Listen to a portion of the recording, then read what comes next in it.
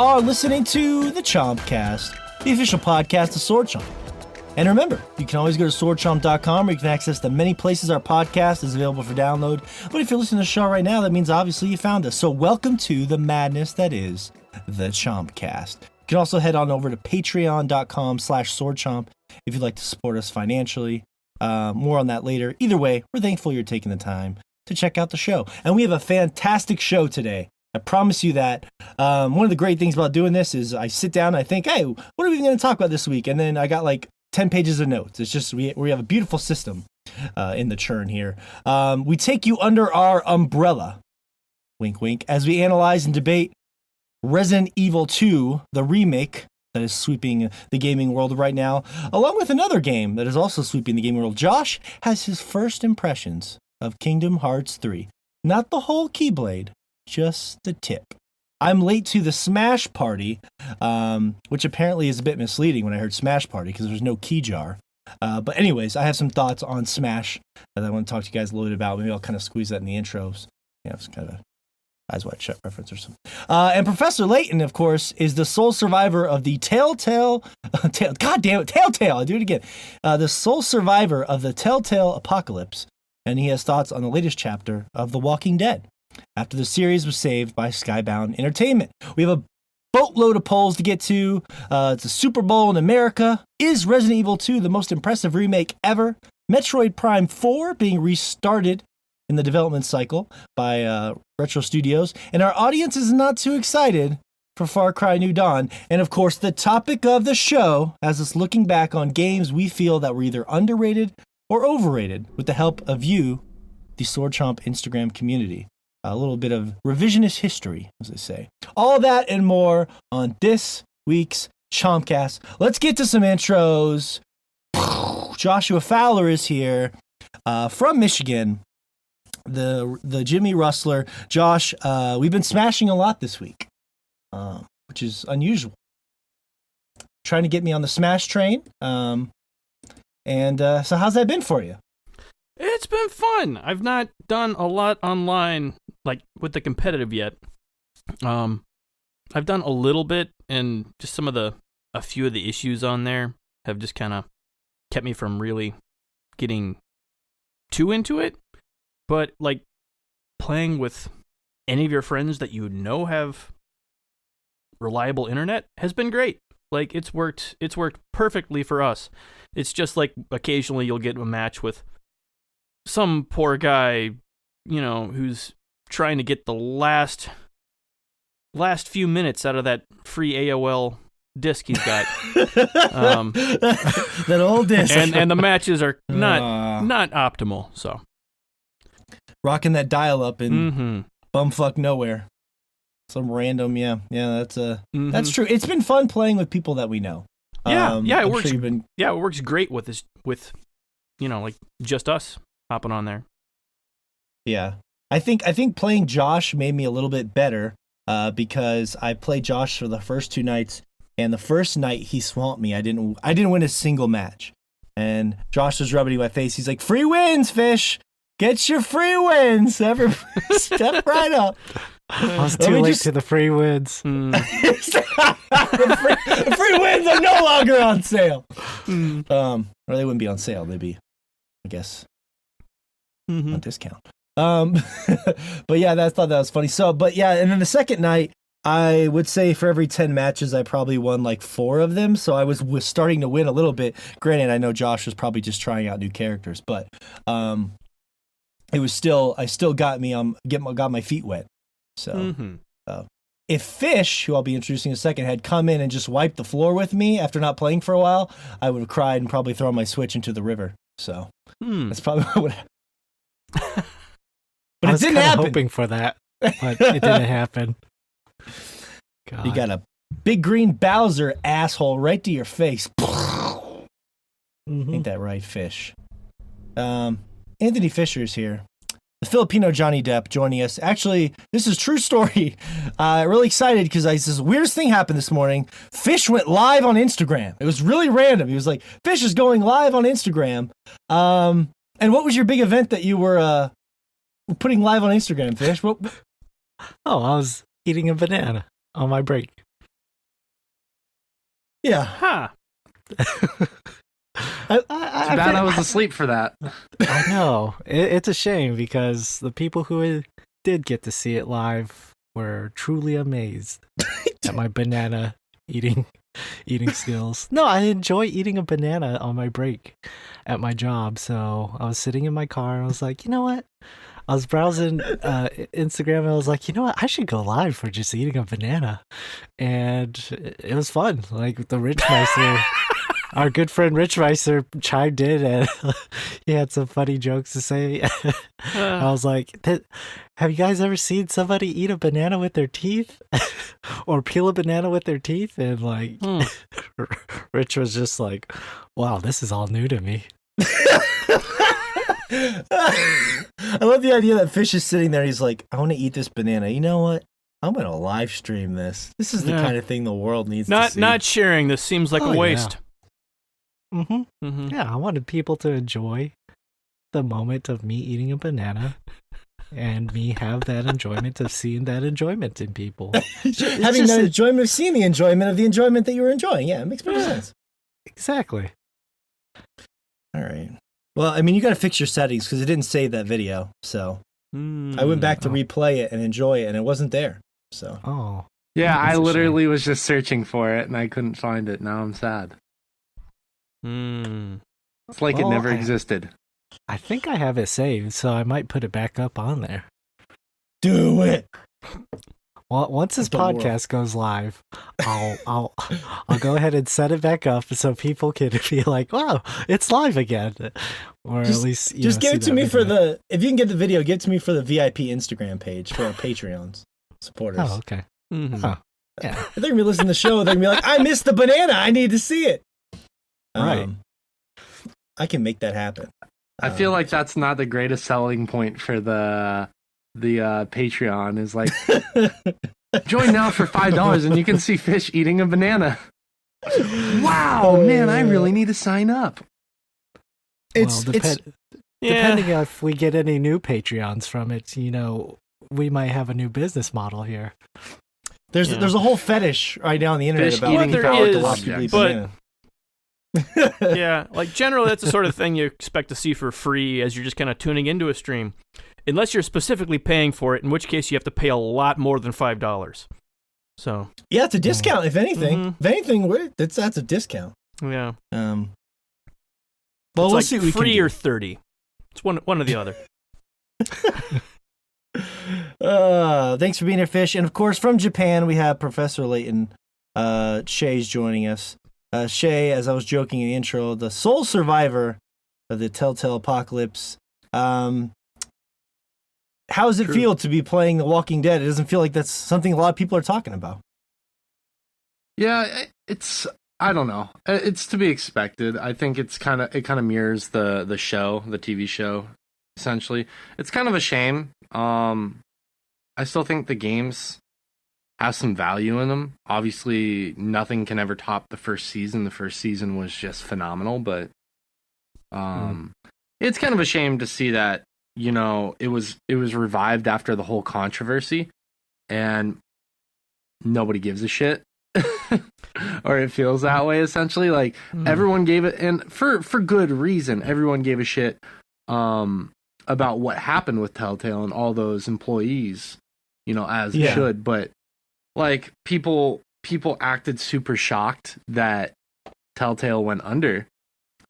People were like, "I'm so surprised. I thought it was doing so well." And then this game the series gets continued and no one's fucking playing it.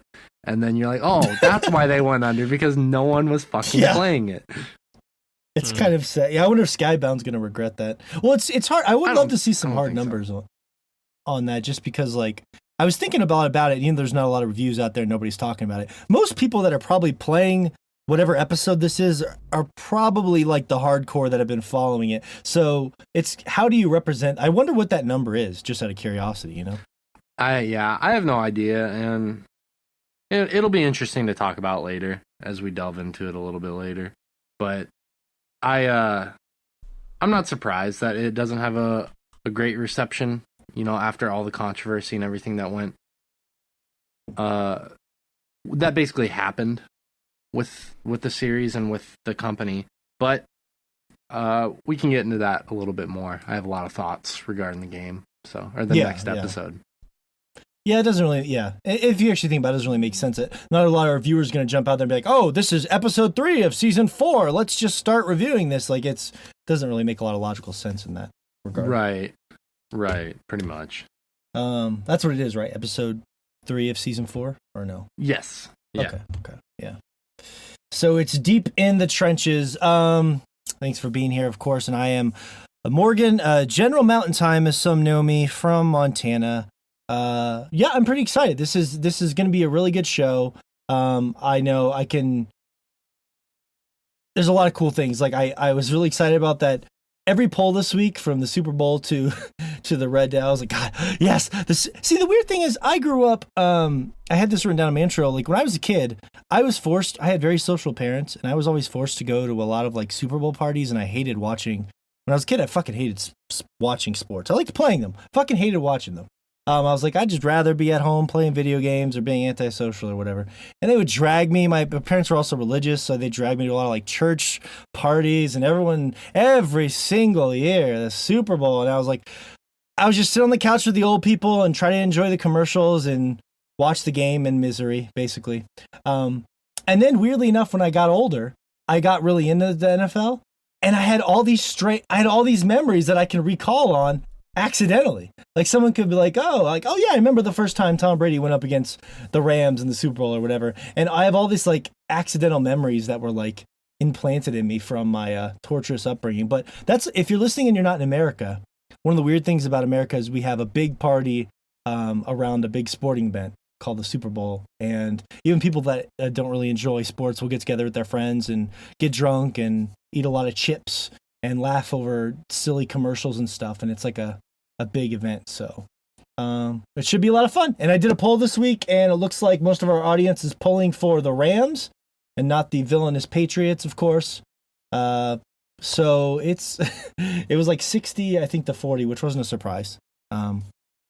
They're the villainous dynasty in the NFL. So I'm really looking forward to that. And I was going to give you guys a prediction, but I think sport predictions are stupid because who fucking knows what's going to happen to human beings. But I'm really excited for that. Sadly, I have to work, so that sucks. I'll get updates from, like, Fish, give me live updates, please. Live updates to my, unless Live you work updates? too. In which case, No. then, okay, good. Surprisingly, like, I thought I was going to be working through the Super Bowl rush and everything, but I'm working all the way up until it starts, which I think it starts at like 5:30. So I get off around that time. So I get to watch the Super Bowl for the first time in like 5 years now. Have a big party. Yeah, I usually order a bunch of pizza and get a bunch of beer, and I do the whole thing just to feel like a generic American every once in a while. That's Get a what we bunch do. of snack foods. Yeah, Salsa, chips. Oh, yeah. That was my favorite part yeah. about those parties when I was younger, is mingling with all the delicious foods that were there. And there's always like a room where all the cool kids would go to hang out with the cool girls and play games and stuff, and I was always too socially awkward to go in there, and I was like, I'll go sit on the couch with the old people. Life could have been different. But it all got me here, so it's the way it goes. Yeah, it's going to be a fun show, and the topic of the show that we are going to get into in just a second is a good one that Shay brought up, because we don't normally get into like overrated and underrated, because that comes down to sometimes even just preference. So I'm curious to see how we're going to really delve into the psyche of that topic. Now, I did want to say, exciting news, we have our first official sponsor. This is pretty cool. They are called Sassy D Merch, and we're going to probably see them tagged and plugged all over the place. And you can't see it because you're probably listening to this podcast right now, but I'm drinking out of my Sassy D mug with this little erotic Pikachu that has to be seen to believed. I got to post up today on the Instagram, and people seem to really dig it. So, yeah, we're forging a little bit of a relationship with Sassy D Merch. You should go check them out, give them a follow. And when I say this Pikachu mug, it's called Sassy Chew. It needs to be seen to believe. That's true. I'm not even going to describe it. You need to go check it out for yourself. It's interesting because it looks like it was halfway through evolving to Raichu, color scheme wise, and then it just was like, I'm gonna turn into a dick instead. Somebody pressed B on the evolution, and it was just like, boom. That happens to a lot of people these days. Instead of giving it a thunderstone, gave it a dildo. Mm-hmm. Yeah. Josh, you trying to say that a lot of people in there and trying to evolve, they end up just turning into a dick? Is that what you're saying? Yeah, it just kind of happens. They have all these plans for their life. The next thing they know, they're 35 and a dick. Fish, you're in that evolutionary period right now. It's crucial that you don't turn into a dick, okay? This is pivotal for you. Yeah, Keep it's those very dildos important. away from me. Mm-hmm. Don't give me the dildo stone. Yeah, hold a thunderstone or a leaf stone or anything. Just you're attempting not to just hold your rocks. It'd even be better to hold a kidney stone at this point. Mm-hmm. Never had one of those. God, yeah, me neither. Yeah, that just sounds like. I was gonna say it sounds just as bad as childbirth, but then I was gonna say that'd probably piss off a few people. It was a joke. Yeah, that probably would. But anyway, Sassy D merch. Yeah, go check out @SassyD merch on Instagram. If you follow us, you'll see them tagged all over the place. Or search Sassy D merch. You can't miss them. But so it's a good show. Let's get right into it. Topic of the show. This was one that Shay had mentioned bringing up. So I was wondering, Shay, as far as thinking about like revisionist history, overrated, underrated, like was there something in particular that made you think of this topic, or? So I was actually. This is kind of funny. I was on the NBA subreddit, and a lot of times they're discussing players and how underrated or overrated this player feels. And a lot of times it's revisionist history. You know, you look at someone like Hakeem Olajuwon, who I feel like doesn't get the credit he deserves as a top 10 player of all time. And then you'll look at people like newer players and how they're just incredibly overrated because people kind of like their characteristics or their antics, so to speak. And they hype up this player to be more than he, I guess it's the NBA, more than he is. So it got me thinking that about games. Like, have there been games in the past or the present that are regarded as better than they really are, realistically, or vice versa? If that there are these games that, you know, maybe were really good for the time, and then in hindsight, we kind of just forgot about them, or we talk about the bad things about, or the bad qualities of this game, but it truly is a good game. We only remember the bad things. So that's what kind of got me thinking about this topic is just and the NBA. Mm-hmm. Yeah. Interesting. Okay. Well, do you have one to kick it off with then while you're on the podium here? Or? Yeah, I'm going to say something that's probably going to offend a lot of people, and I apologize in advance. I think one of the most overrated games in recent memory has been Portal 2, rather. I think Portal 2 was incredibly overrated. I think it's a fun puzzle game, and I think the dialogue is funny. But if you take away that dialogue, it's just another puzzle game. I think it's a decent puzzle game. I don't think it's a bad game, and that's not what I'm saying here. I just think that, you know, it had been touted as one of the best puzzle games of all time, amongst people in my social circle and outside of it. I think that the game was just hyped up to be this fantastical top of the line puzzle game, and then, you know, I played it, and this is personal preference, obviously. I think it was a decent game at best. And you still hear people talk about how Portal 2 was a phenomenal game and it was just this top of the line puzzle game. And I think there are better puzzle games out there, honestly. And I think there are games with better dialogue out there. I think it is a decent game. I just don't think it's as good as it has been hyped up to be by its multitude of fans. Yeah. I think that's fair-ish. It's still amazing, but it's not as good as the first one, and I think it gets a lot of love for something that a lot of nerds absolutely just cream themselves over, and that's finally giving me more lore, more backstory to some sort of a vague, cryptic, mysterious story that I really loved before. And I think Portal was fine on its own. Like, I don't really feel like all this extra stuff that was added into was like necessary in any way. It's not like, oh, I finally get it now.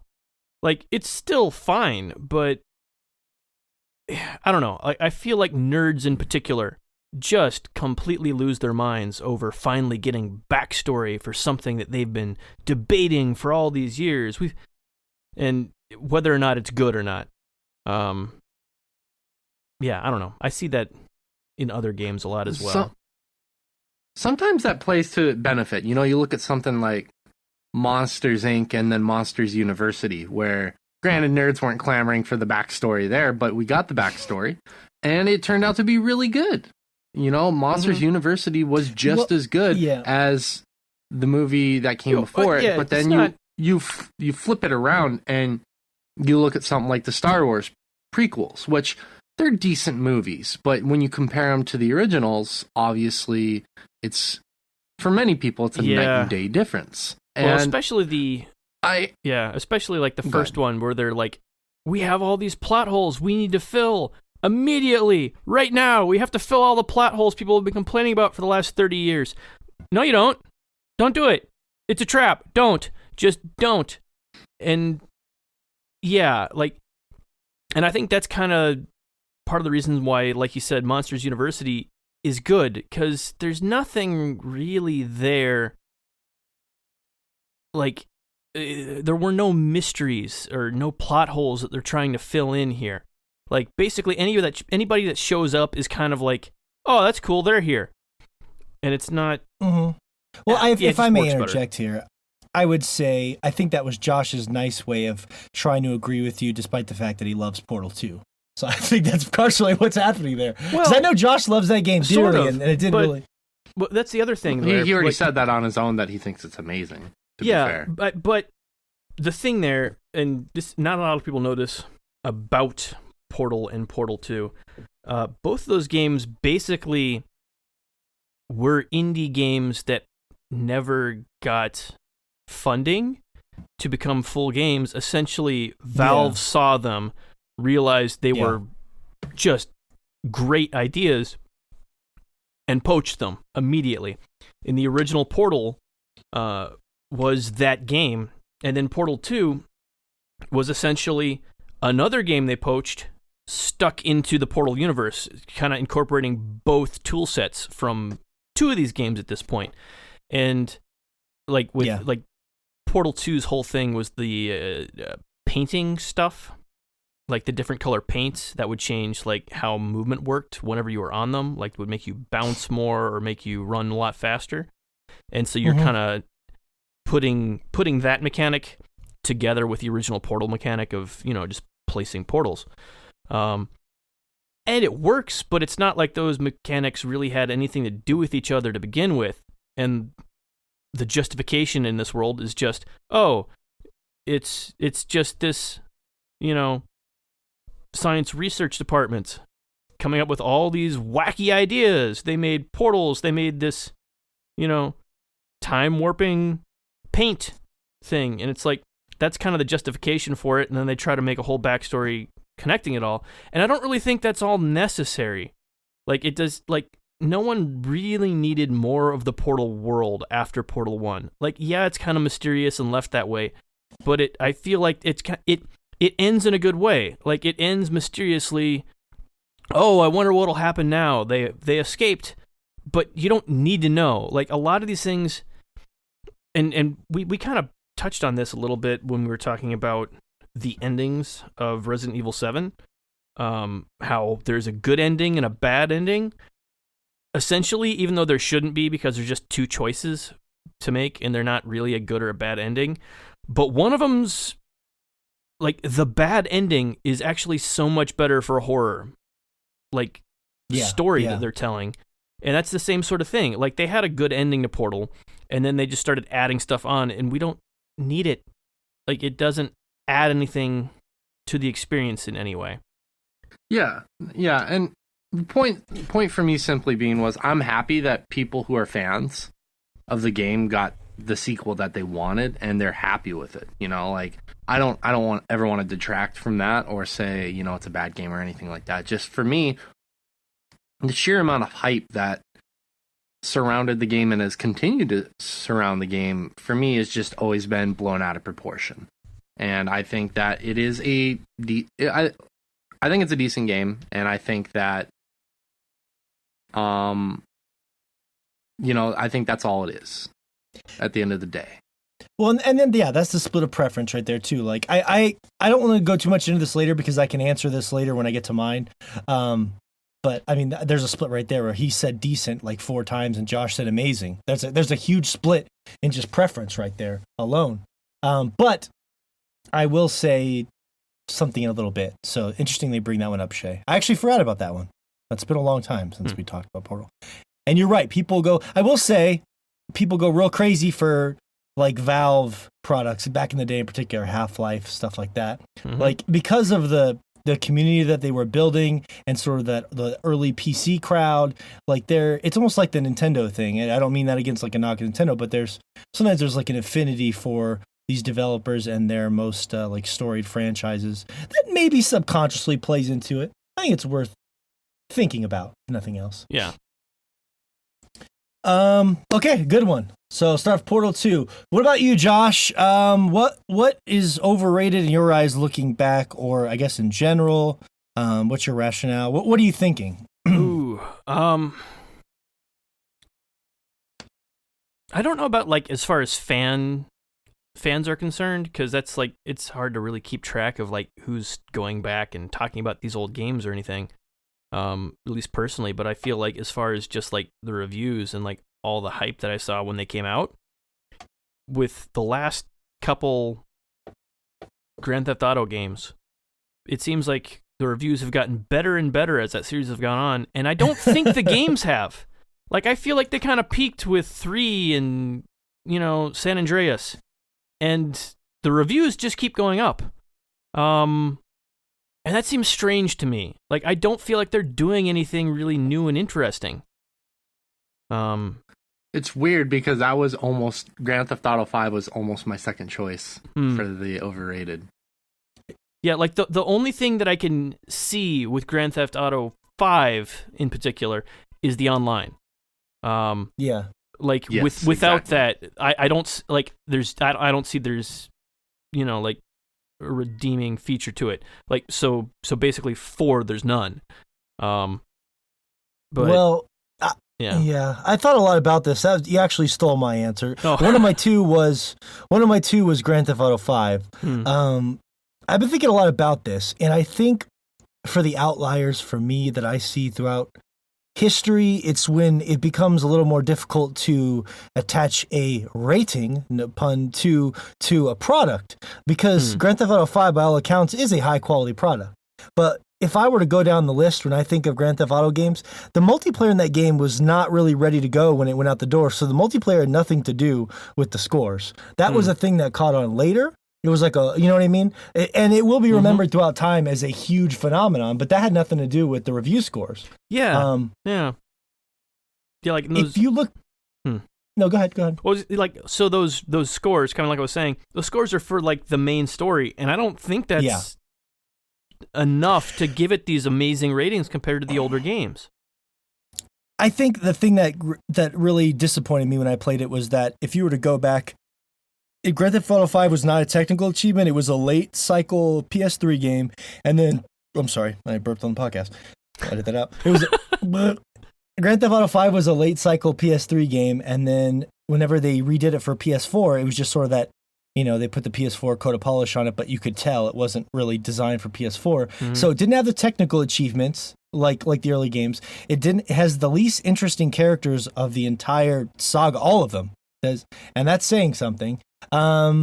And it was very, it didn't, gameplay wise, you could switch characters, but that's nothing really new or exciting. It just really didn't bring anything new or interesting to the table, but it was well made. And I feel like, I think that reviewers, I wish they had a little more of a distinction when they'd say, hey, this is well made. Here's an 8.5 or a 9. But like, let's not blow it out of proportion. If it's not at least doing, like, I know Red Dead rubbed a lot of people the wrong way, but at least it was trying to do some weird stuff, and it was a technical achievement. Look at the old Grand Theft Autos. Well, yeah. As far as that goes, like, I'd much rather play Red Dead than GTA 5 because it's doing something interesting. Whether you like it or not, it's different.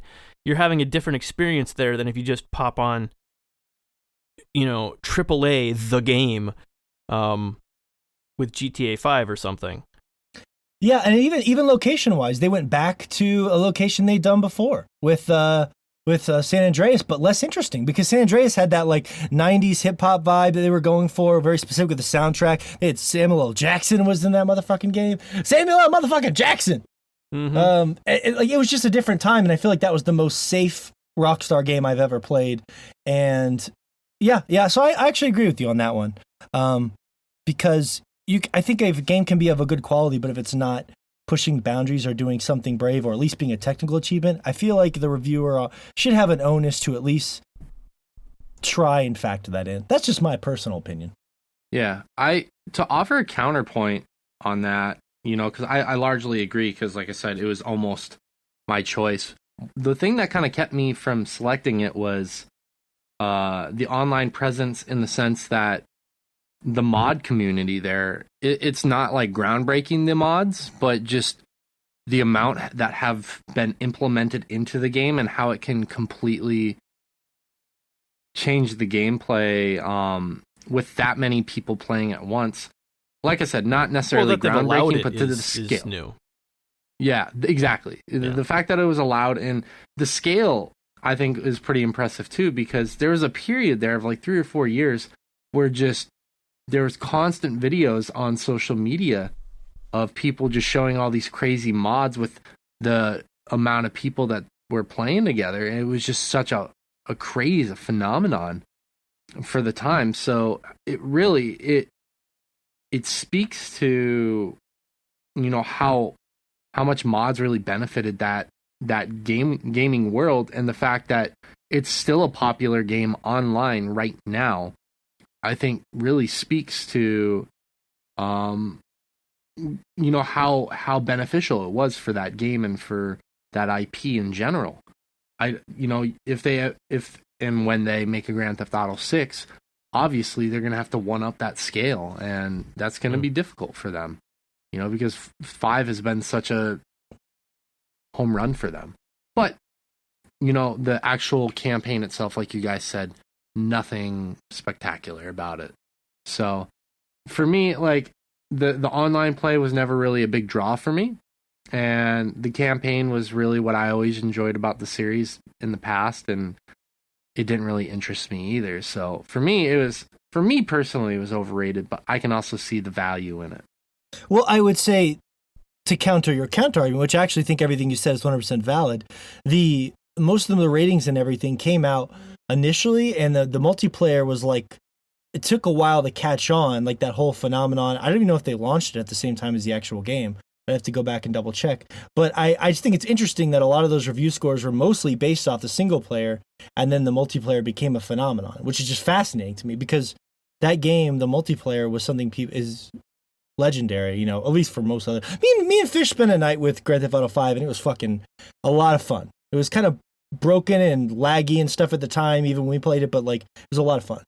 But yeah, I still feel like a lot of those ratings were based around the story, and the single player campaign is just like, I don't see that. Yeah. But it's fair, because most people are going to look back on it as the multiplayer. Fish!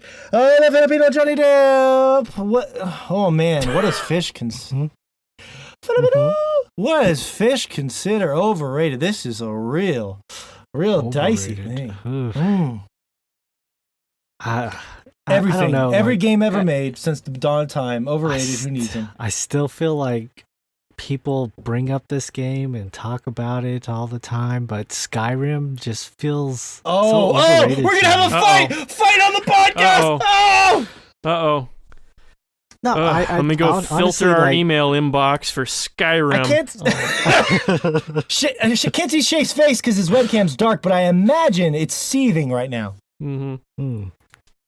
Well, Skyrim, I'm sure, kind of perfected, what Bethesda was doing at that time. They've had plenty of games to work with prior to that, but I feel like it was just, a lot of the fans just jumped on at that point, and that was probably their first Bethesda game, and that's where all these big big reviews came out, and they saw that this game was very popular at that time, and they felt they had to put out something good out. And I like to think that these reviewers weren't putting out these reviews that were praising it just because of how popular it was at that time, and like just going along with the flow. But like, you think about it, like for me personally, like I essentially been playing Oblivion and like Fallout 3 and Fallout New Vegas, all these other games prior to Skyrim, and like I think I've had my fill at that point of those games, and Skyrim didn't necessarily add anything new to it. Whenever I started playing it, I was just like, well, yeah, I still have the same kind of dialogue with these characters. I have different choices to go about in the world, with different interactions with characters in the storyline and whatnot, and all these different side quests that you can embark on in this open world that you could explore. But it was just a different setting at that time, and I don't necessarily feel like it deserved that much praise for kind of. I don't even think they perfected the open world gaming. It was more of Bethesda just kind of perfecting their own open world, I guess. So it sounds like you're formula. saying Bethesda made the best version of their own style of games, but you don't think their personal style of games were particularly groundbreaking. No. But like when I first played, Fallout 3, like technically, like that game looked amazing. Like the different storylines that you could get into, the different choices you could make that had different outcomes in that game was at the time all new to me and like fun and exciting. And it was enough to get me to actually beat that open world game and put hundreds of hours into it. But having to do that for a whole nother game and just have a different setting and different characters and different storylines it wasn't enough to like wow me into thinking, yeah, this is the best game in the Bethesda's catalog at this point. And I'm just weirded out that so many people still hail that game as like one of their favorite games of all time. And yet, I'm sure that it's open world game, so of course they're going to be putting, hundreds of hours into the game and having a lot of fun. But I feel like it's an overrated game at this point, for me at least. To go back and look at, Skyrim and think, what exactly was great about that game other than, it being the open world game at the time. Oh, Shay came into the light for this. He came into the light. Yeah. I'm ready to give you the only condition in which I agree with you. I do feel like there were a lot of people who came to Skyrim who didn't want to believe that they were nerdy enough to play an MMO and played Skyrim and finally played an MMO because essentially the game world is big enough for it to be that, and they probably really would have got it into some Guild Wars or something, some EverQuest. Mm-hmm. Yeah. And people finally were allowed to lie to themselves just enough to get into a world that big. And there's probably a lot of love for it because of that. That Are you saying possibly could be deserved socially by acceptable? Is that Yeah, what you're saying? yeah. I think A it's more of a socially socially fantasy? acceptable fantasy game, and that's the only way in which I can kind of agree with you. Like, I still think it's an amazing game, but I think some other people probably could have gotten on board with WoW or EverQuest or something along those lines, but just finally had the license to get in there and play some Skyrim. And we're talking about how amazing it was and such a life-changing experience. And so I can kind of agree with you for that reason. So I knew this super hot drummer that was good with all the ladies, and he made it cool for everyone to like Skyrim. So you might be onto something. Hot drummer. Oh, Shay, did you have any thoughts on? Yeah. I'd like to say something. First off, let's nip this in the bud right now. Skyrim did a lot of things that were brand new. Granted, for the IP, like Fish is saying, but first off, fans have been clamoring for dragons and dragon-like interactions to be in that game since the very first iteration of Elder Scrolls.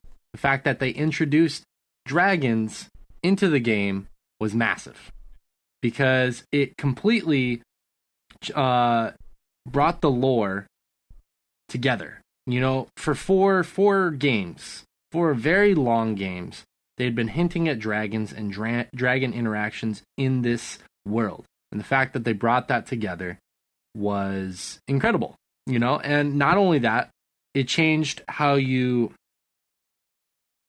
play, or it's how you do some of the battles, because they introduced dragon shouts, which are a big part of the game, and that was hugely integrated into the main story.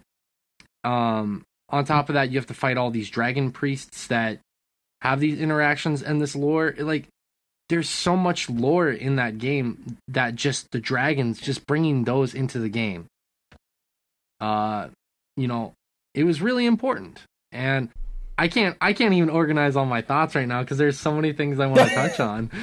I'm trying he's to just figure gonna out he's just gonna beat you over the head with dragons. Dragons, psh, dragons, psh, dragons. Psh. No, dragons were a big thing about that. Another really big thing is that the NPCs and the creatures that you fight, granted they're never the smartest things in Bethesda, but the interactions you could have with all these different non-playable characters was elevated on a really big scale. You know, that was one of the big things that was amazing about that game, and it's still honestly amazing 8 years later, is people can go into the game, have a wildly different interaction, and then talk with each other about it. And that kind of speaks to what Josh was saying, is like it's an MMO light, essentially. You know, you hop into a game, you see, you know, and we've talked about this in the past, we've referenced it in the past, you know, you can run through a field and all of a sudden a mud crab just hops up and wants to fight you on a shore bank, but that mud crab was about to get attacked by one of the saber-toothed cats in the game. And that saber-toothed cat just happened to piss off 2 horkers that were lurking nearby, and then all of a sudden a giant decides to hop in there and fuck with you guys too. You know, like, those are the kind of interactions that you can have in this game, which previously in an RPG, console-wise, that was unheard of to that degree, that scale, really. You know, Bethesda was building up to that. And I think that does kind of speak to your point, Fish, that Bethesda had kind of really perfected their model of the open world genre and open world games. And I don't disagree with you in that point, because I think that there have been games that have come since and have done the open world genre even better.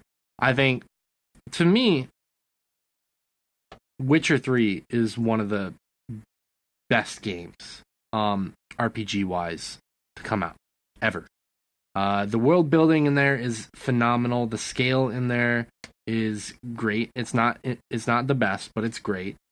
It does a lot of right things. Where Skyrim, they were building up to that. Bethesda was building up to that. One thing I really didn't like about Skyrim, and actually this kind of speaks to your point, Fish, actually, is the some of the stories in that game were really lackluster. You look at a lot of the guilds, and I've gone on the record saying this plenty of times. The guilds in Skyrim are shit compared to Oblivion. Primarily the Dark Brotherhood. Dark Brotherhood was so much better in Oblivion compared to Skyrim. The Thieves Guild was so much better in Oblivion compared to Skyrim. Fighters Guild and Mages Guild are, those guilds are fun, but those aren't the guilds that people play Elder Scrolls for. Skyrim basically put a watered down version of the guilds in their game. Or Bethesda put a watered down version of the guilds in Skyrim. But it was visually impressive for the time. It was phenomenal. And they hit a lot of right notes, both for their IP, their franchises in general, but also they did a lot of right things for Skyrim. They did a lot of fan service by bringing in the dragons, and they introduced some new mechanics. Now, for some people, I could see where that's not important enough to really differentiate. I completely get that. That would be like me trying to talk with someone about maybe like even something as simple like Mega Man, like a series that you like, Fish. Through the years, they've introduced these power-ups and more characters and different ways to fight. But at the end of the day, it's largely still the same game. But if I'm talking with a Mega Man super fan, they're going to be like, no, it plays so much different with all these power-ups. And to me, that's kind of how this whole Skyrim thing is really at the end of the day. You look at the games and how they've changed. You look at Morrowind, even like the system in that game was so cumbersome. Like where sometimes you're going to slash enemies and you don't connect, but your fatigue still you still get hit with fatigue. And the gameplay was so much slower. Where Skyrim made it so much more fast-paced and easy to get into the action. It really has changed over the years. I can see where that's not enough for some fans, though. Okay, I'll say this. And furthermore, no. I just think it would have been funny if Shay just would have been like dragons and then just dropped the mic at that point. What can you say to that? You can't say anything to dragons. Can you, dragons? Fish? Huh? Dragons. Well, I guess I can't. And Fish isn't a Mega Man fan. He's not a What's the last time you played a Mega Man game? It's been a while. Yeah, that's right. It's been a while. I just played one last month. Him. Oh. You're a bigger Mega Man Speaking of fan which, than me. the new one is actually supposed to be good. We should probably get around to playing that. Yeah, definitely. It's Mega Man 11. It's lost to time, Josh. It's gone now. I will say this, Fish. That Says the wait. Says the man who went back to play Batman Arkham Knight, which is a 4-year-old game at this point. Are you going to compare Arkham Knight to Mega Man 11 or whatever it is? Because one is clearly survived through multiple consoles compared to another franchise. What I'm saying is that the chances of us going back and making time for a Mega Man game in our busy schedules is just seems unlikely. That's all I'm saying. I'll definitely play Mega Man 11 at some point. All right, that's a definitely maybe right there. I'll throw down my definitely maybe too. I will say this, Fish. Granted, it's your opinion, so we don't have to try and change it. But I will say, because I have a pretty good perspective on like games in relation to other games of their time, and Skyrim was pretty technically impressive at the time. Like what it was doing for its scale and everything. Like for a snapshot in time, open world games up to that point, like the scale of what it was doing and the emergent gameplay it was trying.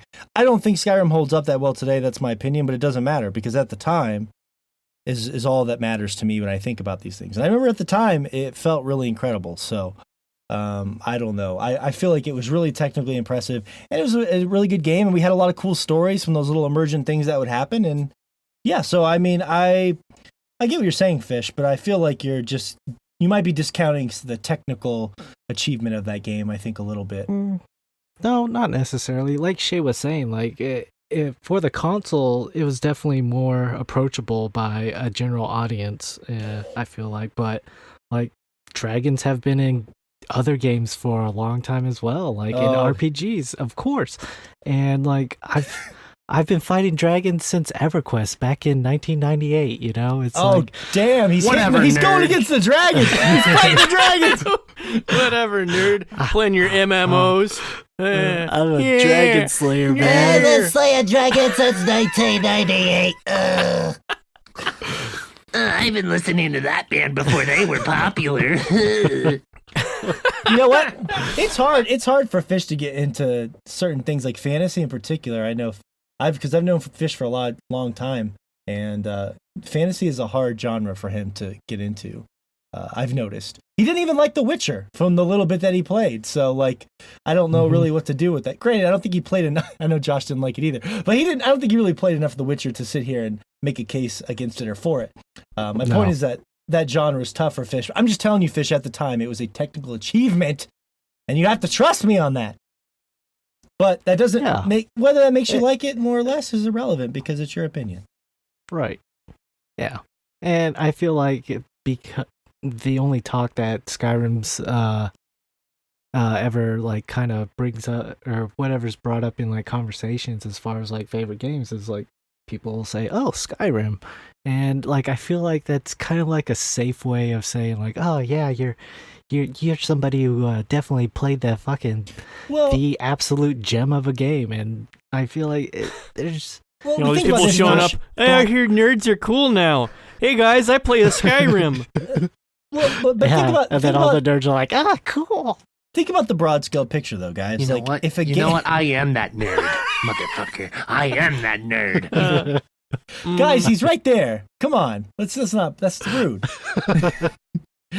No, but I mean, think about the grand scale picture of it, though. Fish, you could almost use your point slightly as a counterpoint against it, because for a game to make fantasy more culturally acceptable, that's a large impact that the game is having on a society, and that is important, I think, when you're considering these things.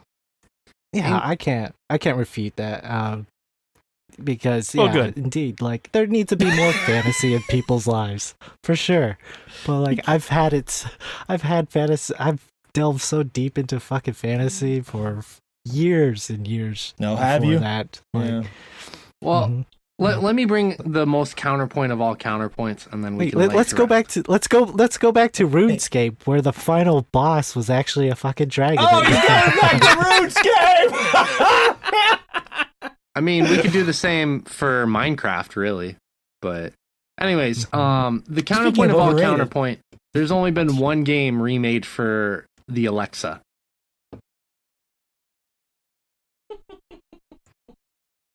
I think that's a counterpoint against your counterpoint. What up? How many times we need a counterpoint counter? How many times did we say counterpoint counter? Fuck. God damn it. Okay, well, let's move on from Fish because he's now stirred the pot, but I think that he's being honest, and I think that there's value in that. No, he has some good points. He has some very valid points, and jokes aside, I can see where it is considered overrated. But for its time and the impact that it's left, I think that's silly, but I understand it. I like what Shay just said. Oh, I see what he's saying. I could see why he thinks that way, but it's silly and stupid, and he's an idiot. That's all. It's like, no. I understand this form of idiocy. I get it. I totally get it. Pretty much. It's all good. It's fun. Okay, so just to kind of round it up, I got some quick hitters, and then I'll see if you guys have any quick hitters, and then we can move on. Because we have some great comments from the community. Actually, you know what? The community comments might address some of these. So let me slide them in right now, just in case some of these come up. Wait. You should just go with yours first, because that makes it easier for A, editing, B, for when we're trying to put timestamps on the episode.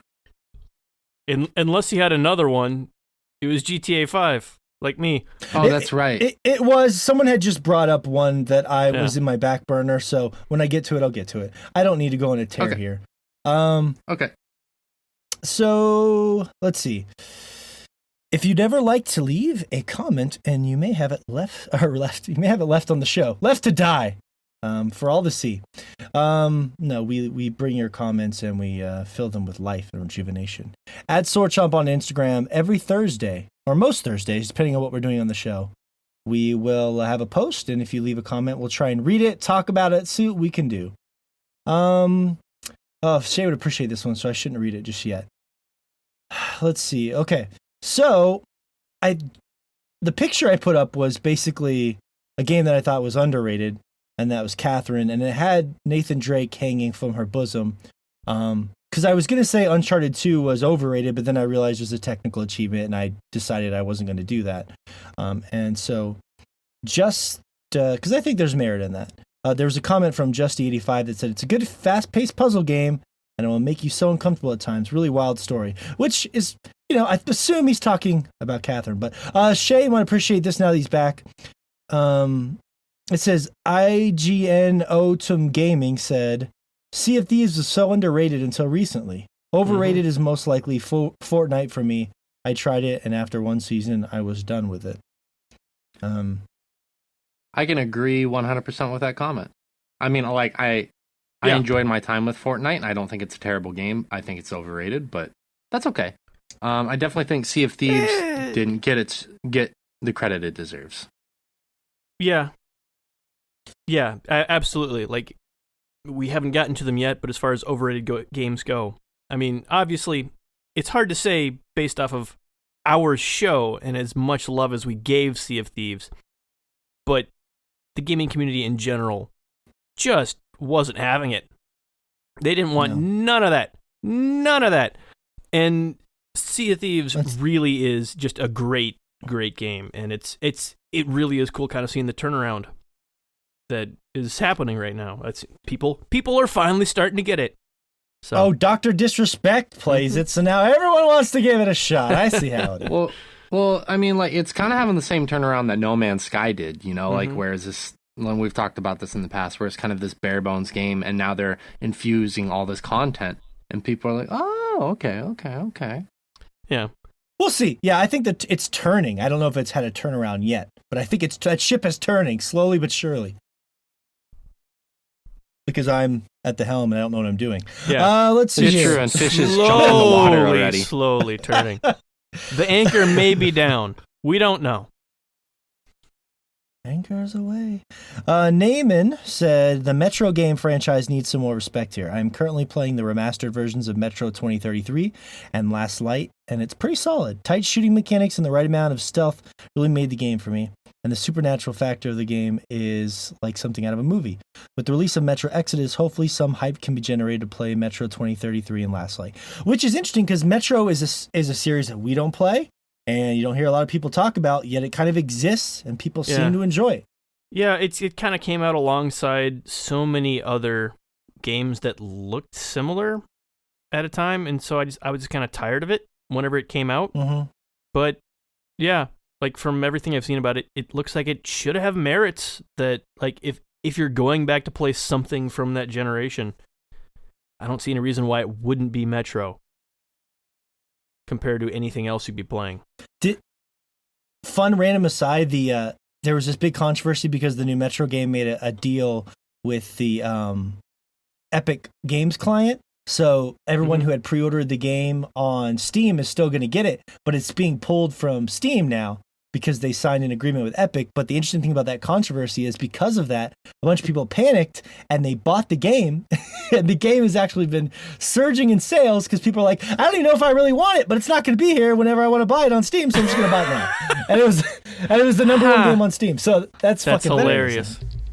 They're just trying to avoid AIDS, which is the Epic client. Yeah, and of course the best way to do that is by having as much sex as possible right now. Before everyone else has Lots AIDS. of unprotected sex. Yeah.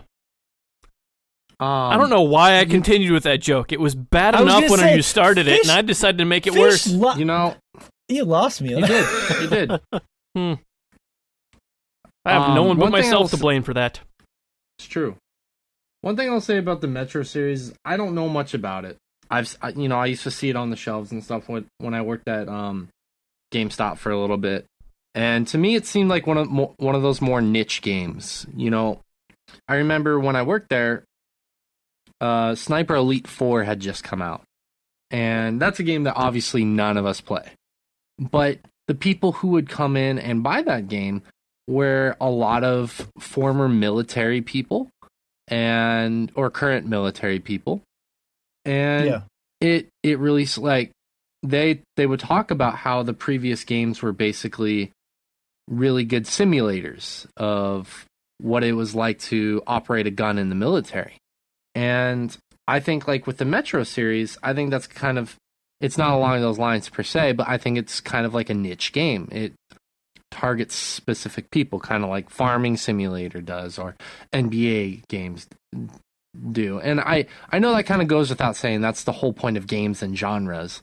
I know that. I realize that before anybody accosts me and says, well, thanks for stating the obvious, Shay. But I think it goes a step further than that. Like, you know, there are people who like shooters, but they like specific kind of shooters. You know, like Fish doesn't like, no, I mean, shooting simulators, like a Sniper Elite game. Fish likes fantastical shooters like Destiny or Halo, you know.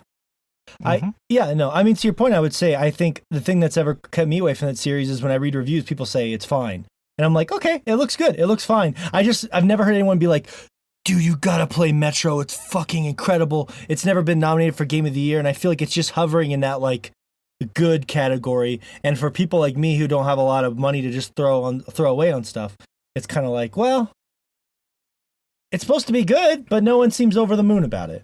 So, you know, the money issue never really, I mean, it's always a factor, and I'm very frugal with my money, but for me, the bigger thing is the time constraint. You know, like, I don't get enough time to play the games I want to play as it is. Do I really want to devote it to taking that big of a risk in that genre of game that is not my favorite? No, I don't.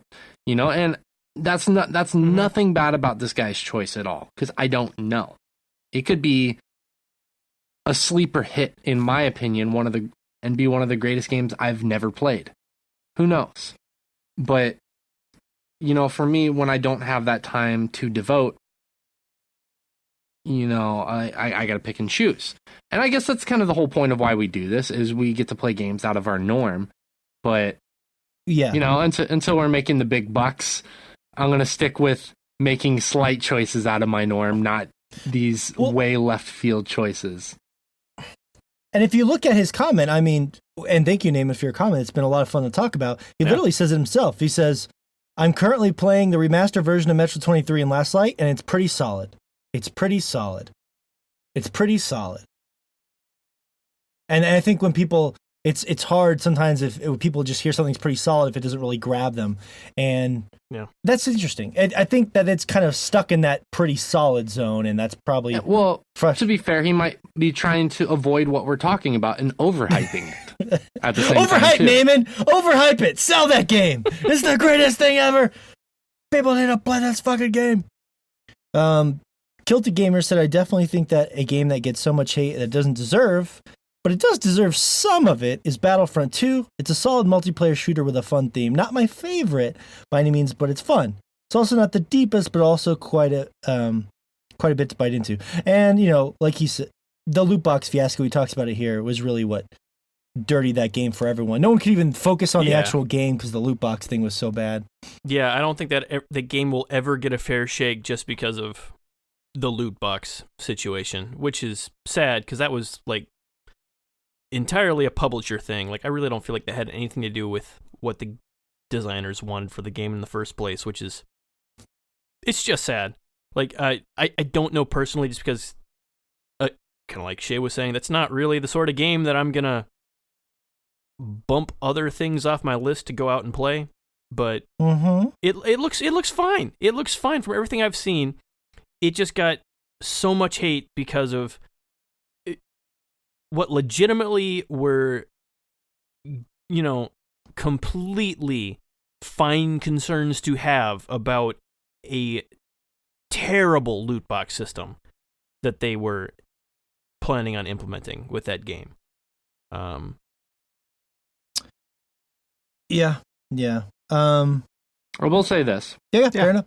I will say this. The first one was really, really good game. You know, I know a lot of people didn't like it, but I had plenty of enjoyment with that game for what it was. I went in with no expectations. It was a lot more fun than I expected.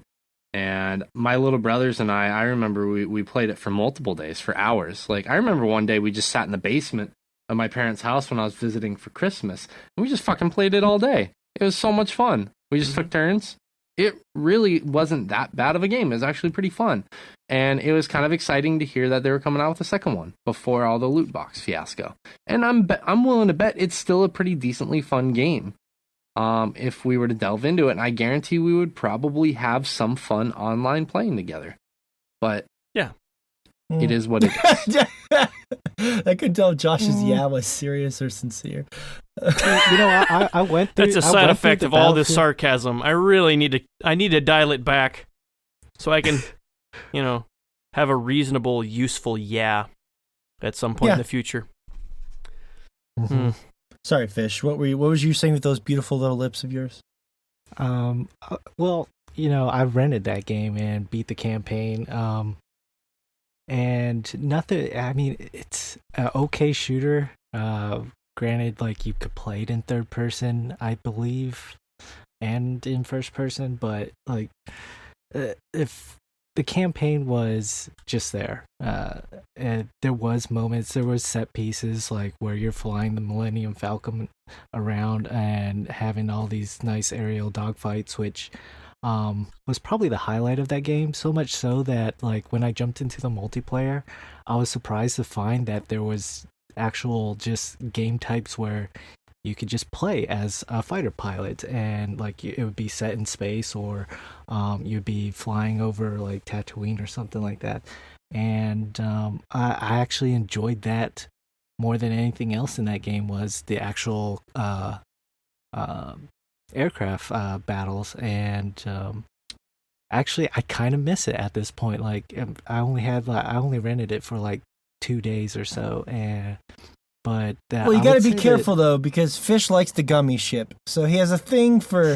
There's a thing about spacecraft shooting other spacecrafts that just hits wets your whistle right in the good spot. Yeah, right in the kisser. But no. Like, it just gave me kind of like a nostalgic type of feel for like the older like Star Wars games, like Rogue Squadron and the Pod Racer game for the N64. I mean, it was just a small thing in that game that I really enjoyed. All the rest was just, you know, like high polished AAA type of title game that, you know, EA's famous for doing, and people seem to definitely enjoy that formula, but for me it just felt very generic at that point. Fair enough. This is one of my favorite comments. Billy_Doughty said, I think Persona 5 is one of the most overrated games of this generation. The story, in my opinion, was a letdown compared to the previous Persona games, and it was 40 hours too long. Yeah.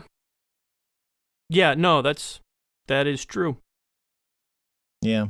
I feel like they peaked at 4, and then 5, while it has unbelievably amazing style, like so much style that I think it gets a pass on a lot of other fronts. They need to find a way to dial that series back, like he said, about 40 hours. Like, if they could make those games with the same tough as nails combat, but just not requiring as much grinding out of you. Like, keep the strategy, but we'll get rid of some of the grinding in order to pull it off. It'd be there. It would be there. Like, it should not. Yeah. It should not take as much time as it does. It takes too much time. It's unreasonable amounts of time for what they're giving you for it. You know, one random thought I just kind of had, you know, being here in Japan, a lot of people work really long hours. They work really, really hard. And it's interesting to me that I've kind of noticed a lot of JRPGs and a lot of Japanese games in general, a big part of their games is predicated on grinding, spending a lot of time to do something over and over again. And it's interesting to me to look at it from like a cultural standpoint of, they are so busy. Why would they want to spend hours upon hours grinding in a game when they don't have a lot of time to play video games in the first place? I mean, I get that maybe that's kind of like a mirroring of how their culture and society is, but why would they want to do that again in a video game form? Just random thought. My theory, I know, I think there's something to that. And I think the Persona games are interesting because it's teenagers. Maybe it's generally marketed at the youth of Japan, which is also kind of the problem because they're always about teenagers, and I'm 32 years old, and I'm like, look, I'm not going to say it's bad because it's about teenagers, but do something interesting with it or something. Yeah, but if I keep getting turned on, I'm going to have to answer for it one of these days. You said it, not me. Well, you're dating the teenagers in there too. It's like, I imagine a bunch of like old creepy men playing these games. I think that's why the love interests keep getting older in that series. Like, Yeah, have you that's noticed true, that? yeah. Like, they keep having more teachers and nurses and stuff, and you're supposed to be playing as a high schooler, and like, you have romance options that are in their 30s. And that has to be because they know that's who their audience is. Like, really, it's getting creepier and creepier who they're allowing you to date, but it's gotta be for that reason, right? Like, yep. Yeah. Well, and if you look at it on a base level, I'll just say this and we can move on. It was just another Persona game. Like, as stylish as it was and as great as the music was, and all respect to our good friend Rich Meister, it was his game of the year. If you love it, you can love it. But like, when I look at my personal scale of like the impact the game has, it just did a bunch of the same stuff that the games have done for a long time. It didn't try to do anything groundbreaking. It wasn't a technical achievement, really. It was just another Persona game. And I think that that's why I was kind of shocked when it got the accolades that it did. Yeah. I mean, I don't know. I get it though. Like, it's still a good Persona game. It's not bad, but it's not the best Persona game. And it feels like there are so many more people talking about this one than the last two. And I think both of the last two were better than this. Like 3 and 4 were both better than 5, I think. And even if you disagree with that, even if you think Persona 5 is better, it's still more of the same. It's still the same thing. Kids in high school, you go through a dungeon, you live the calendar life. It's the same thing again and again. I want adults. I want them in a workplace. I want adult stories and drama, maybe a different battle system. Spice it up. Come on. Last two comments. What is to be done said, a game that gets more praise than it deserves is Half-Life 2. Let me explain. The overwhelming achievements of Half-Life 2 was the fact that all the new physics capabilities of the Source 2 engine, as well as the groundbreaking storytelling of no cutscenes, but a script-based AI for storytelling. That one's tough for me. We talked about this earlier, my whole Valve theory. Yeah. Kind of agree with them, but I think it might have been more technically impressive than I remember being able to appreciate. Yeah, I don't think you really had a computer that could run it back when it came out, and I feel similar. Yeah. Like, I think it was loved because of all the amazing things. Like, oh my God, games can do this? That happened with that game, but I don't think you can go back to it and play it in the same way at all. Like, it's just... Yeah, I think if you missed it, you missed it, is kind of where I fall on that. It's hard to say whether it was overrated or not, but I don't think it's a game you can really go back to. Yeah. At least without nostalgia. Last one. Ralph is Fat says Persona 3 was definitely underrated when it came out, but because of the success of Persona 4 Golden and Persona 5, I think everyone appreciates it more nowadays. The same could be said for Yakuza 1 and 2, which are overlooked. That's true. Like, Persona's popularity now, I think, has brought people to go try those older ones out, being that it's pretty much the same kind of thing. So, appreciate it more. So maybe it's not underrated anymore. And I actually remember GameSpot at the time gave it their RPG of the year. That's why I tried it. So I don't necessarily think it was underrated, but I think you have a good point. Ralph is Fat. Good comment. Great screen name as well. All right. So I wanted to say thank you to our community for chiming in here. Shay's pointing at me. Are you? I am? Okay. Oh, no, he's not pointing at me. Sorry. Yeah, that eager look upon his face. If you, again, our community is incredible. if you'd like to help us, fund what we do, being a growing community here, you can go to Patreon, patreon.com/swordchomp. If you look for our $5 VIP tier, you actually get access to a very special private Instagram page with all sorts of cool inside jokes and videos and rare things that, if you're a fan of the show, it makes the show better. Everyone who's a part of the VIP really seems to love it. And so it's for the hardcore, but that's what's cool about it, I think. So if you'd like to support us, that would mean the world to us. And thank you so much for your feedback. I wanted to hit some really, really, really fast, because we've been going on for a while, underrateds before we move on. Me too. I want to hit one as well. Hit it, Shay. Hit it hard. Titanfall 2. I think Titanfall 2 had the short campaign was phenomenal. The online play was fun. It wasn't fantastic, but it was fun. And I think because of the fiasco with 1, how it didn't have a campaign, that a lot of people wrote off number 2. And number 2's campaign was awesome. They had a bunch of really good mechanics in the game. I think it was easily one of the most overlooked games in the 2010s era of gaming, for sure. Okay. Titanfall 2, good one. Josh? Oh, we kind of touched on it in the comments, but Sea of Thieves, like I was saying, we loved it, but the game reviewed horribly, and I think even at launch, it was a really solid game. It really was. It was, even though if you're just sitting there and grinding loop was a bit light, just everything you could just do, like the sandbox they gave you was still so good that even I feel like had the game not had any expansion since it came out, it would still be a good game. Like, it's still worth going back to play. Like, if people were playing it, yes. If yeah. other people were playing it, mm-hmm. Yeah, agreed. Fish? Underrated. You don't have one. Oh, you underrated. Didn't prepare. No.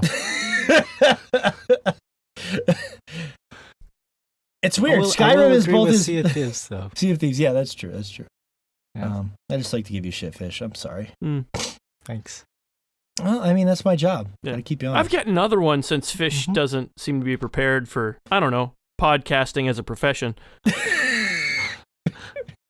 Thanks, John. Take it away. Yeah. Prince of Persia for 360. Oh, yeah. Like, it didn't review horribly, but the community was basically only negative for that game. Because, Really? no. Wow. Well, yeah, because it went off of, the trilogy of Sands of Time, which devolved into, like, ultra hardcore, just complete fucking gaming TM bullshit as that series devolved. And then they finally tried to reboot it with Prince of Persia, no subtext for 360. Oh, the second Prince of Persia. Okay, yeah, there's been a lot of them. Okay. Prince of Persia for 360. Because, oh no, it's easy. You can't die in this game. But they were actually telling an interesting story again, instead of just trying to continue the story they'd been just milking for 2 games more than they should have. Again. And it's a really solid game. Like, they did some really cool platforming stuff. The music is great. The art style is amazing. Like, it still looks good because they were going for this really cool watercolor look. Just doing something interesting with the 360. Like, we've got this new hardware. Let's see what interesting stuff we can do. And they did a really good job with that game.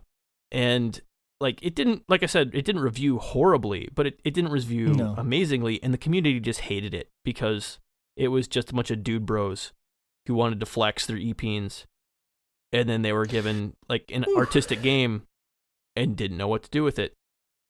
Yeah. Yeah, that's a game that I think is still... was a thing. Yeah, I don't think people liked it at all when it came out. But it's a really, really solid game.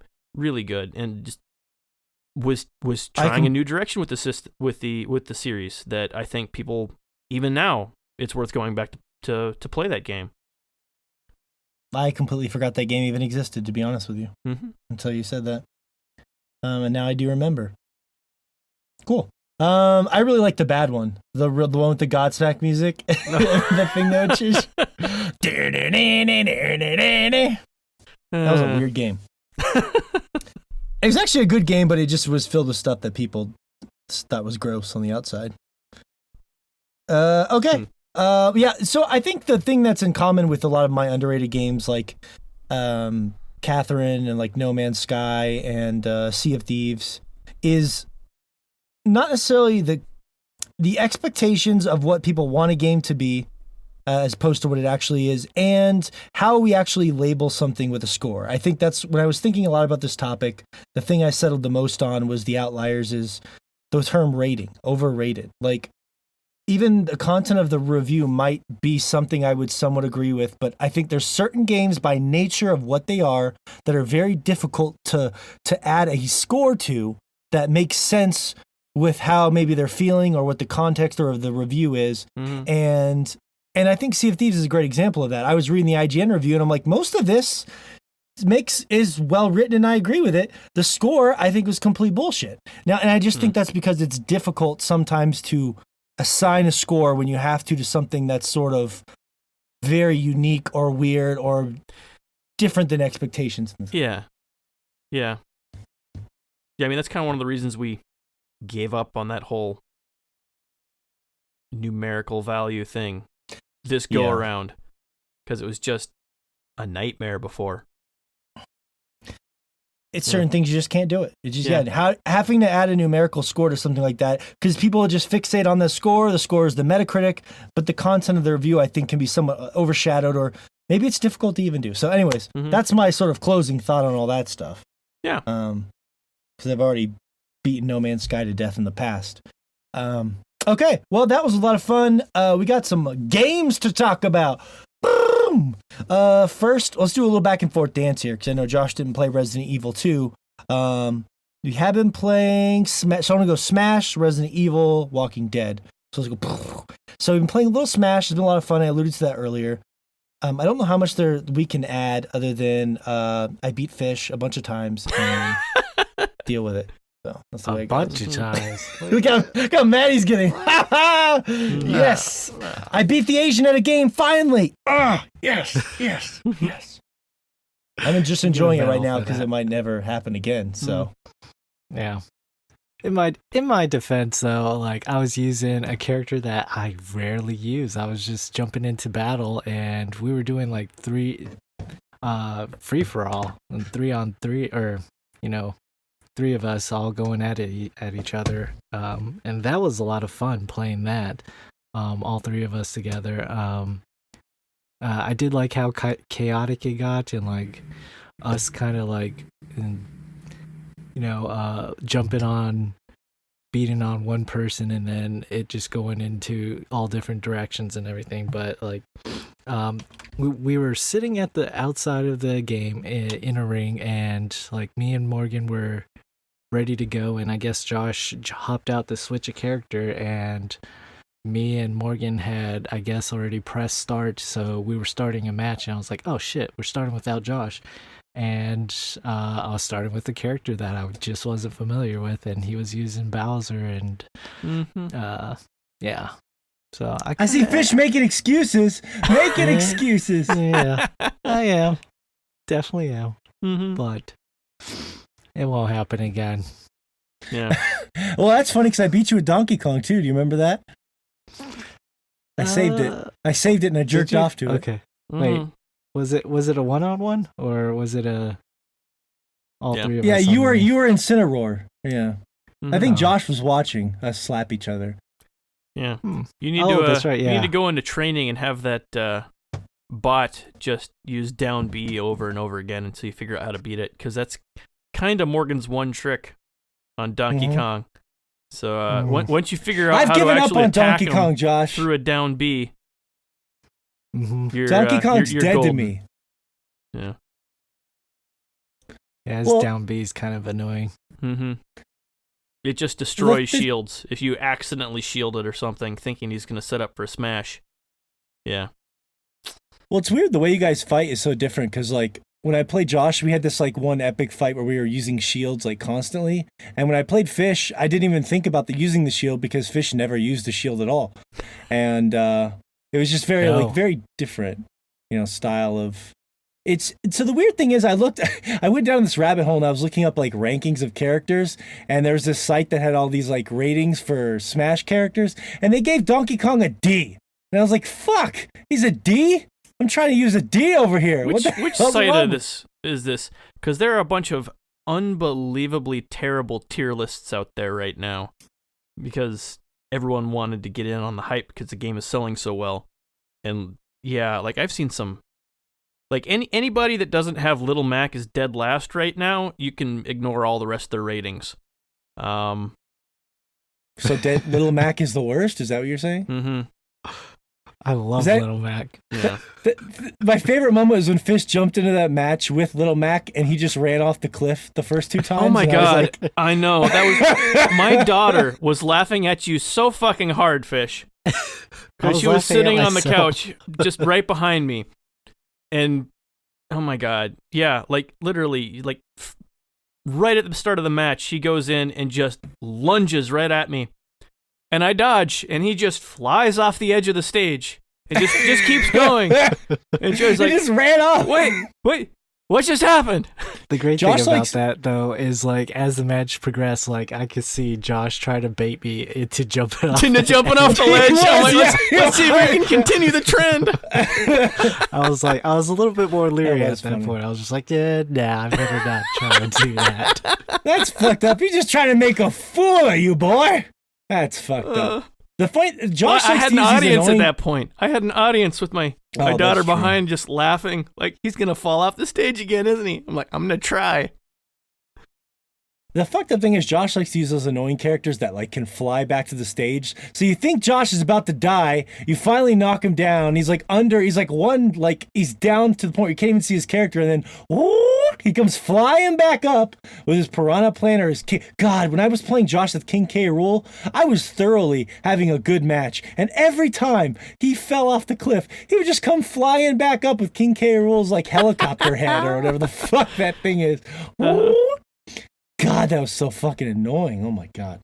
That's the problem with Donkey Kong, Josh. He's like a rock.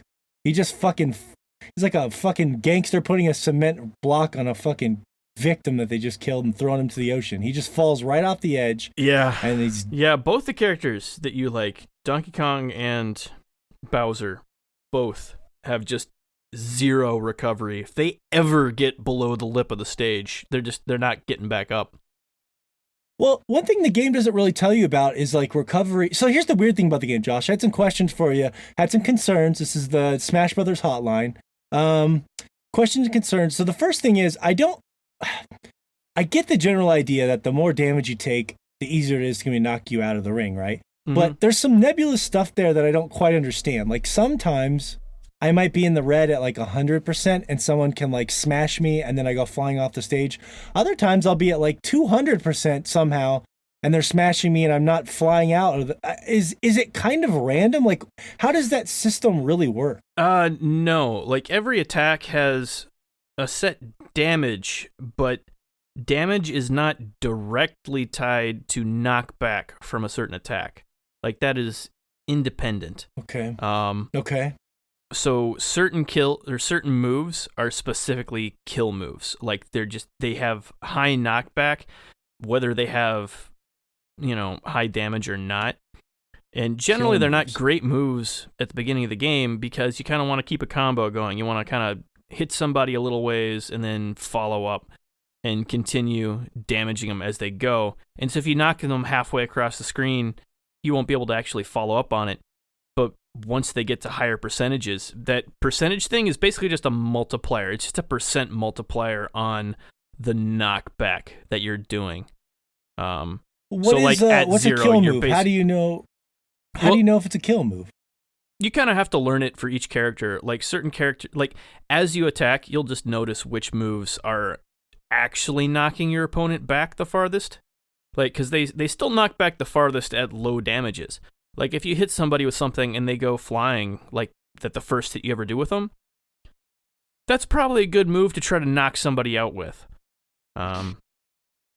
So you just have to try to Well, I find a know way to Bowser's set that up butts. at the end. Bowser's butt stomp is good at that. Mhm.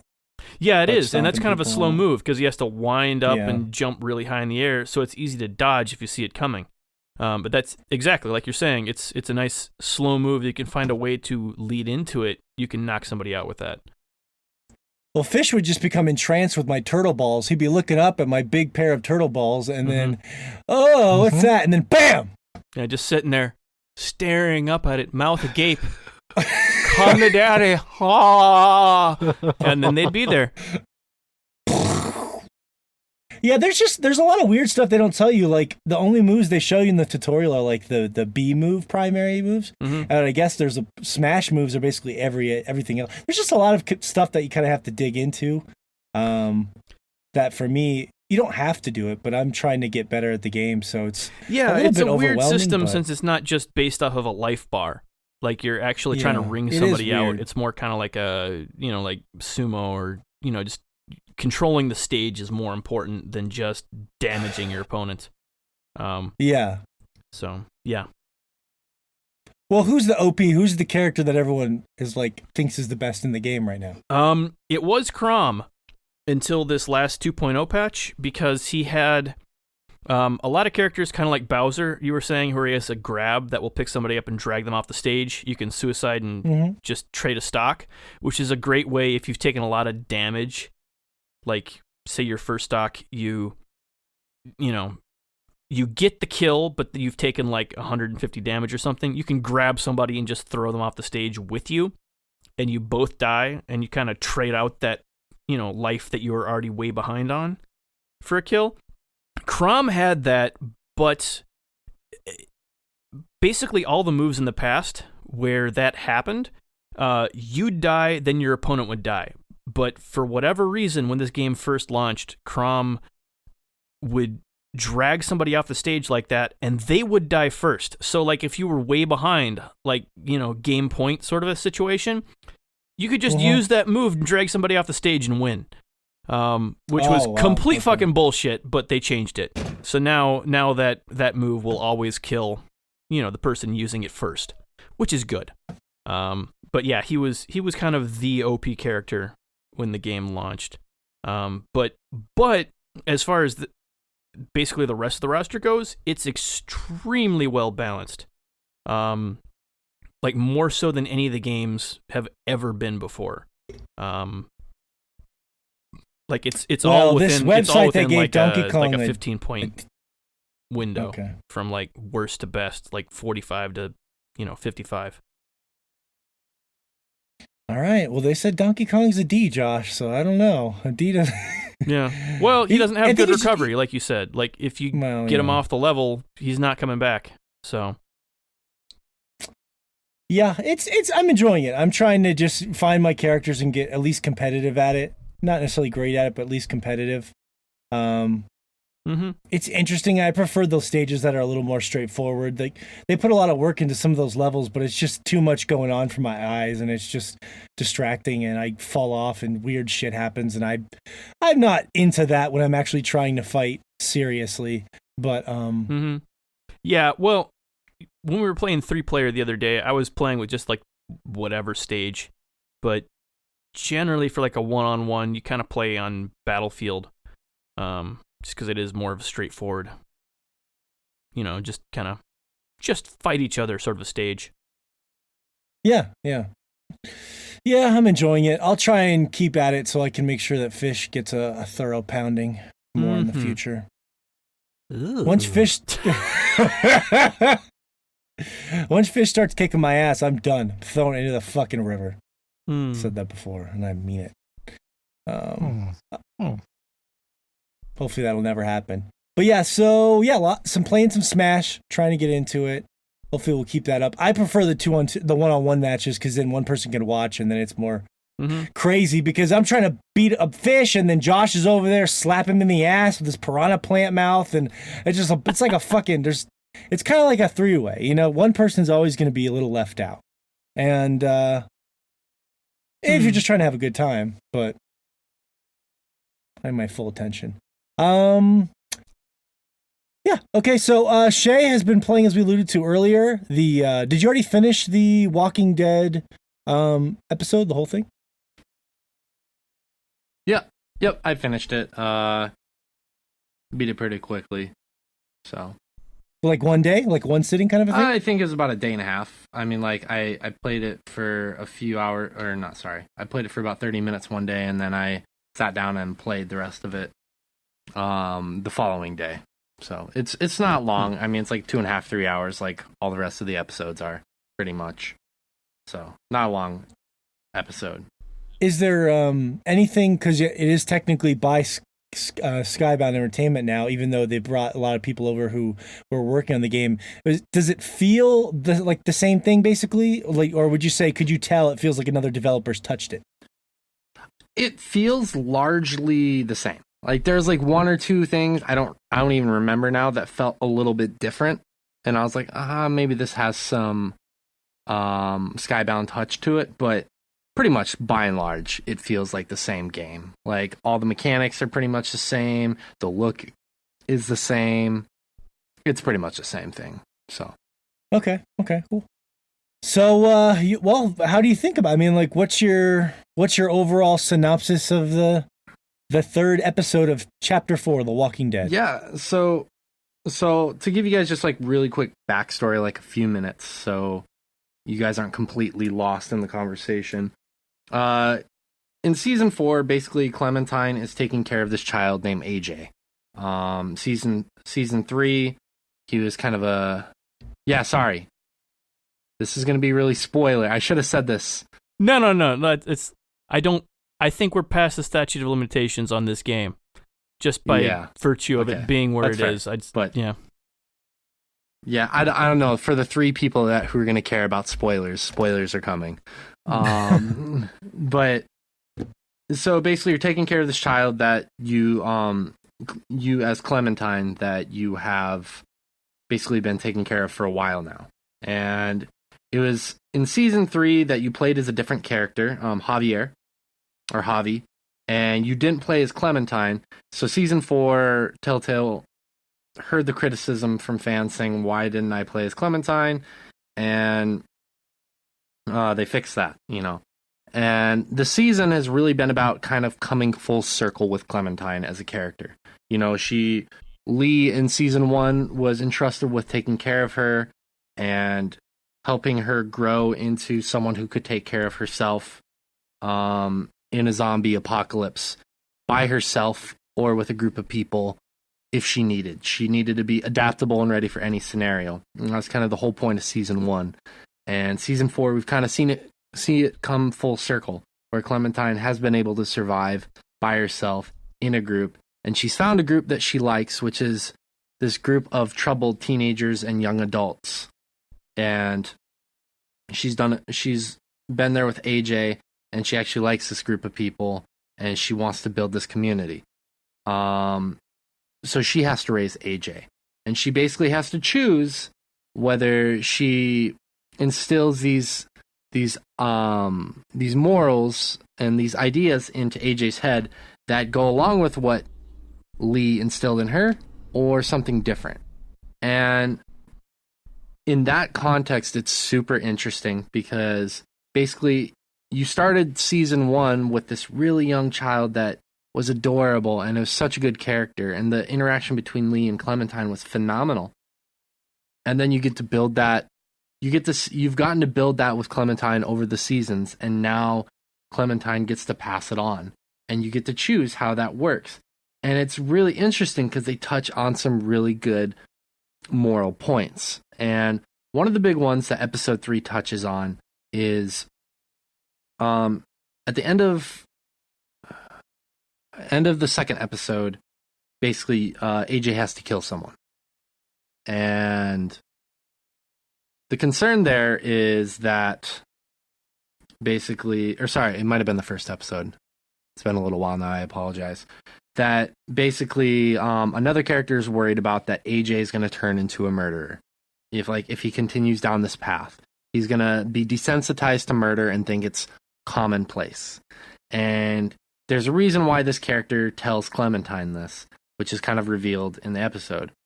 And so, of course, this is kind of like a foreshadowing event, and something happens towards the end of the episode where you have to basically decide whether AJ commits more murder to save a character, or you have to let another character die.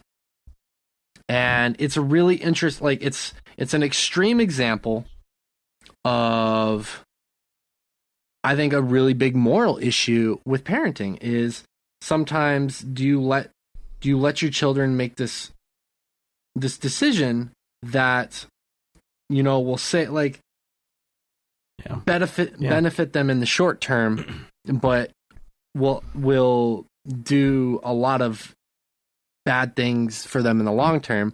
Or do you let them, I know, or do you prevent them from making that terrible short-term decision, but it will pay dividends in the long run? And it was really affecting. Sorry, go ahead, Josh. That's a huge struggle in single parent households, because I mean, like, anytime I have to murder someone, I always make sure Amanda's here to watch the kids. Just like that's just good parenting. You don't. Yeah, exactly. Like if I didn't have that option, I'd have to murder so many fewer people in a given month. Just thinking of the kids, like Yeah.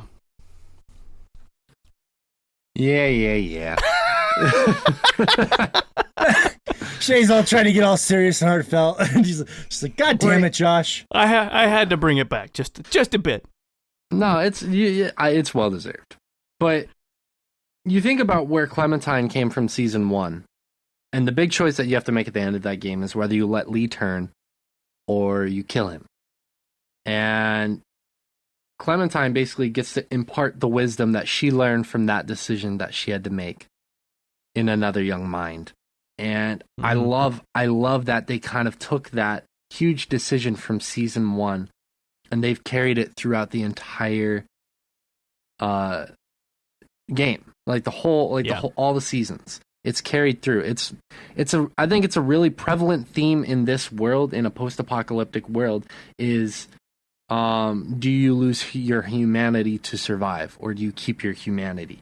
And I think that's been one of the most compelling themes about any post-apocalyptic show or story, and especially The Walking Dead. They constantly are playing with that. It's kind of been diluted in the TV show, but in the game, it's something that I think is something that's really interesting, because in theory, you think about if you were in a post-apocalyptic scenario, would you allow your own humanity to be discarded and forgotten, or would you hold on to it because that's all you have? Yeah, and I think it's something that like you were saying, like, the game has done better because they've actually allowed time to pass in the game, whereas the show somehow is still, I think they're on their 3rd month, like, in world time, 7 seasons later, like however long it's been, like, it feels like no time has passed at all. It doesn't seem like anyone ever grows in the main cast, right?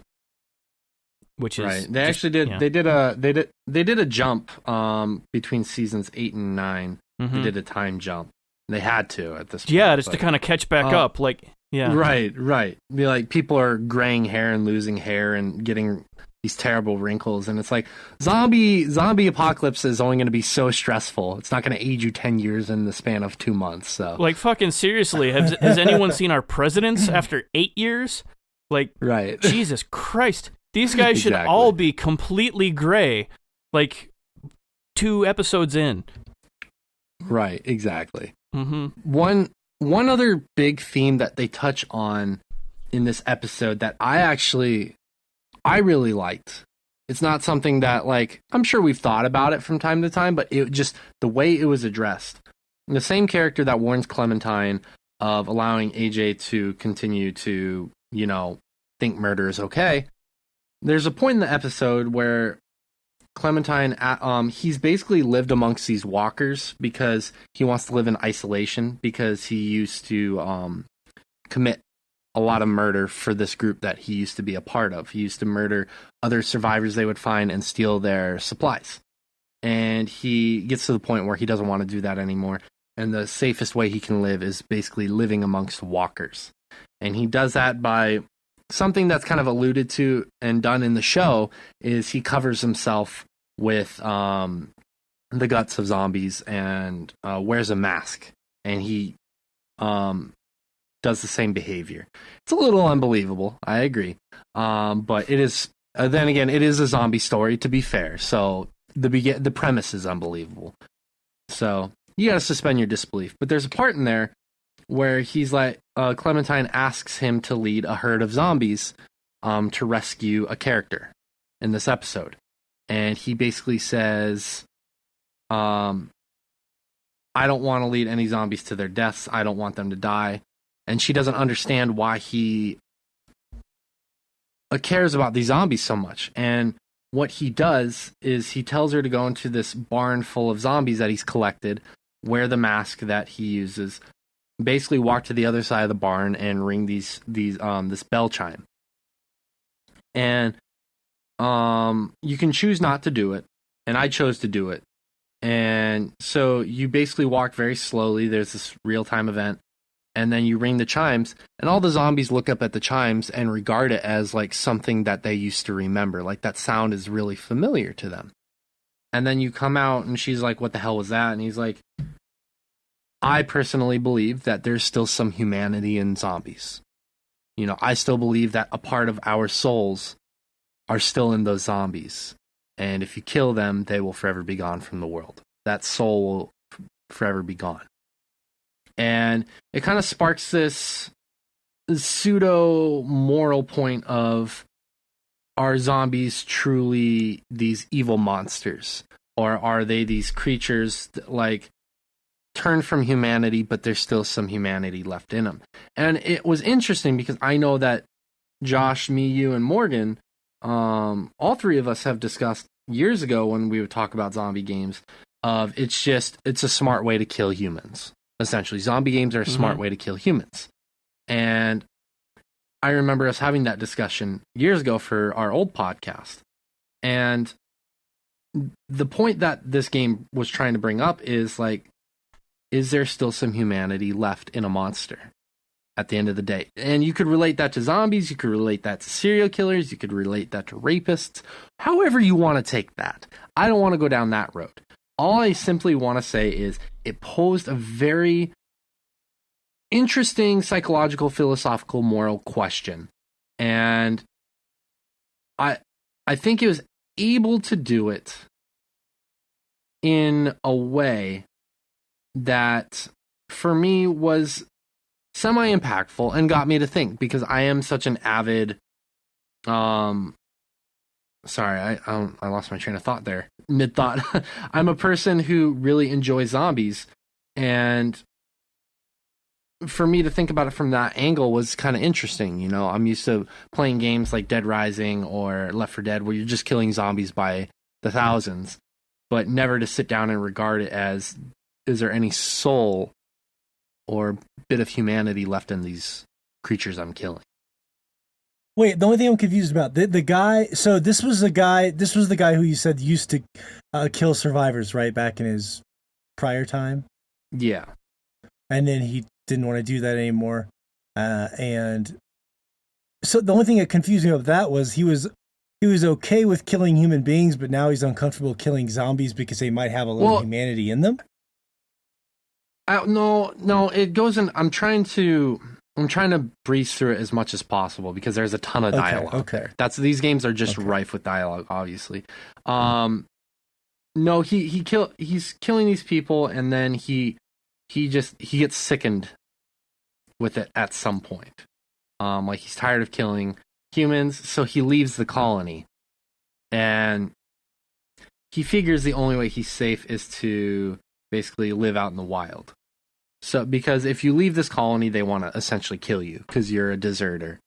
And he figures the only way he can stay safe is to somehow thrive amongst the zombies, because zombies in a herd, you know, it's really difficult to find someone in a herd of zombies. Nobody wants none of that. Right, exactly. So that's the whole suspension of disbelief bit there. Okay, gotcha. Yeah. I was like, hey, this guy was okay with killing humans at one point in his life, and now he's trying to tell me not to kill a fucking zombie. It's kind of like Right. if you Okay, decided to, disown your family and move to Florida, just so there was no chance of them ever coming to track you down. Kind of. Yeah. Yeah. They'll never find you in the herd of old people down there. Mm-hmm. The herd of ridiculous news that comes out of Florida. But overall, the game was. There were points that were super, super interesting like that. And then there were points that were just a fucking lull. An absolute lull. And some of the stuff was very heavy-handed. There's a character in there that you're going to rescue. And you finally find him, but you have been kind of imprisoned with him. And his tongue has been cut out.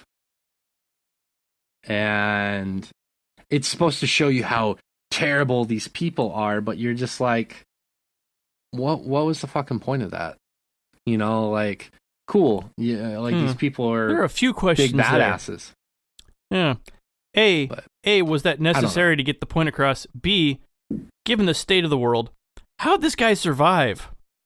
Exactly. Like there's not just like that's fairly lethal with modern medical Right. science. right, exactly. So it was a little bit like the episode had moments of unbelievability. Granted, it's a zombie apocalypse, but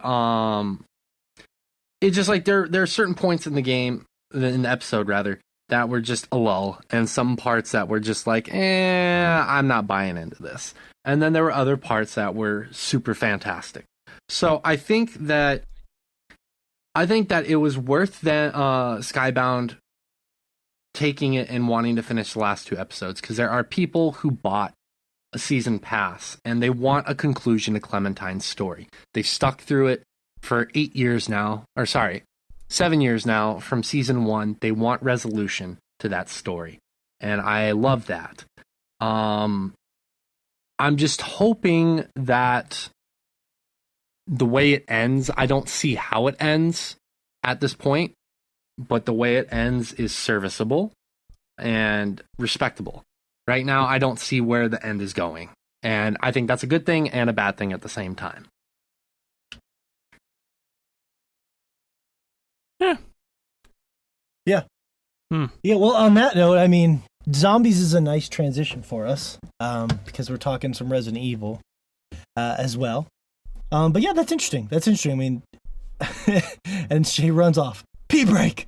Okay, well, I'll stall here for a second with a poll as we wait for good old Shay to return.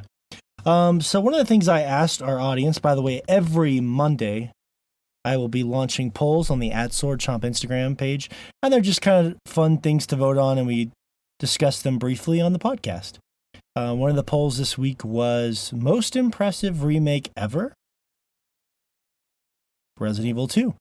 Came back 77% yes. As Shay would say, of course, recency bias probably. But it's interesting because this remake is in it's in an interesting ground. And I was thinking a lot about this cutoff between the remakes like Spyro and Crash, which the developers looked at those games and said, this game is still solid enough to hold up today. Let's just make it prettier and bring it to a new generation.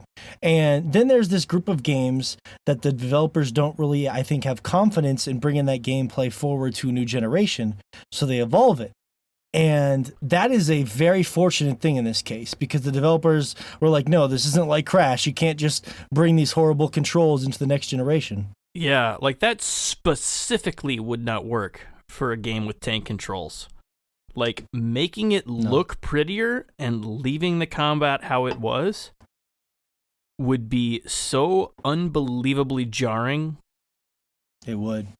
Yeah, like it wouldn't even work. Yeah, it just, there's no way. Mm-hmm.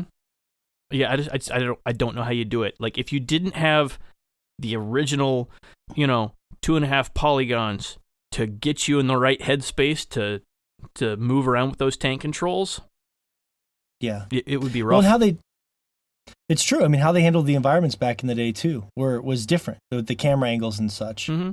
So it's in a very interesting. This is exactly what I would pray for with Tomb Raider if they ever do it. Is something like this, where they, as much as I love the original gameplay, I know that nobody else, a very small percentage of people want that. So the idea of evolving a game but keeping the essence of the game is something that we've always talked about, and you don't see it very often. This is one of the few times where I think they're like, you know what, people like the gameplay changes we made with 4. But let's incorporate those into what originally made Resident Evil so great and keep the things that made it charming and weird, but kind of up the production value. And there you go. That's pretty much it. Yeah. You know, I almost feel like they could do that with Tomb Raider. Like, they've almost gotten there. Like, it took them a couple tries to finally get their tombs back to the standard of puzzle that it ought to be. But, like, if they just scrap the whole open world and nonsense stealth mechanics that are basically just kind of there to let you one-shot everyone, just put the focus back on those things. Like, just make it level-based, and all of a sudden you're in really involved tombs. I think it's doable. No humans. Yeah. It's very doable. I think the issue, unfortunately, is that it's a different company than Core and Eidos and stuff, and that's the thing that's fortunate about Resident Evil. It's Capcom. Capcom has had this franchise from the beginning, and even though it kind of sputtered out a couple times, they care enough about it to bring it back in. Yeah. So Capcom's weird that way. Like, they seem to lose their way, but seem to be. It seems like they have enough people there who can realize what made something good in the first place, that they're able to get it back more reliably than a lot of other companies. Like, once they've realized they've fucked up, it seems like they're able to get back on track. It's weird, right? Well. They fuck up a good amount of times, but they're really good at taking that fuck up. They've got that turnaround just nailed. Yeah. Yeah. It's that makeup sex, you know. They're the masters of game makeup sex. That's but no, this game is, I'm in love with it. It's incredible. I'm excited to play through again on Leon's. I just everything about it I think is just so well done. You know, it's exactly what you think it is. So I don't need to break down the, idiosyncrasies of the game, but it's exactly what I didn't think I wanted, and I want it, and I love it. But it's tough. The one criticism I think that would be tough for some people is I'm playing on standard, and it's a little tricky. Like, I'm at a point now in the game where, like, I don't have very many bullets, if any, and there's like sections where there's lickers and zombies, and like it's very stressful. It's very stressful. And a lot of the chompers were giving me shit because I was saying on the last podcast that zombies aren't scary. I was like, well, are zombies scary, Morgan? Are they scary? And I'm like, there are definitely moments in this game where it's startling, and the threat of the creature killing you is definitely unnerving because you don't have a lot of health. You're in these really creepy, horrible, morbid environments.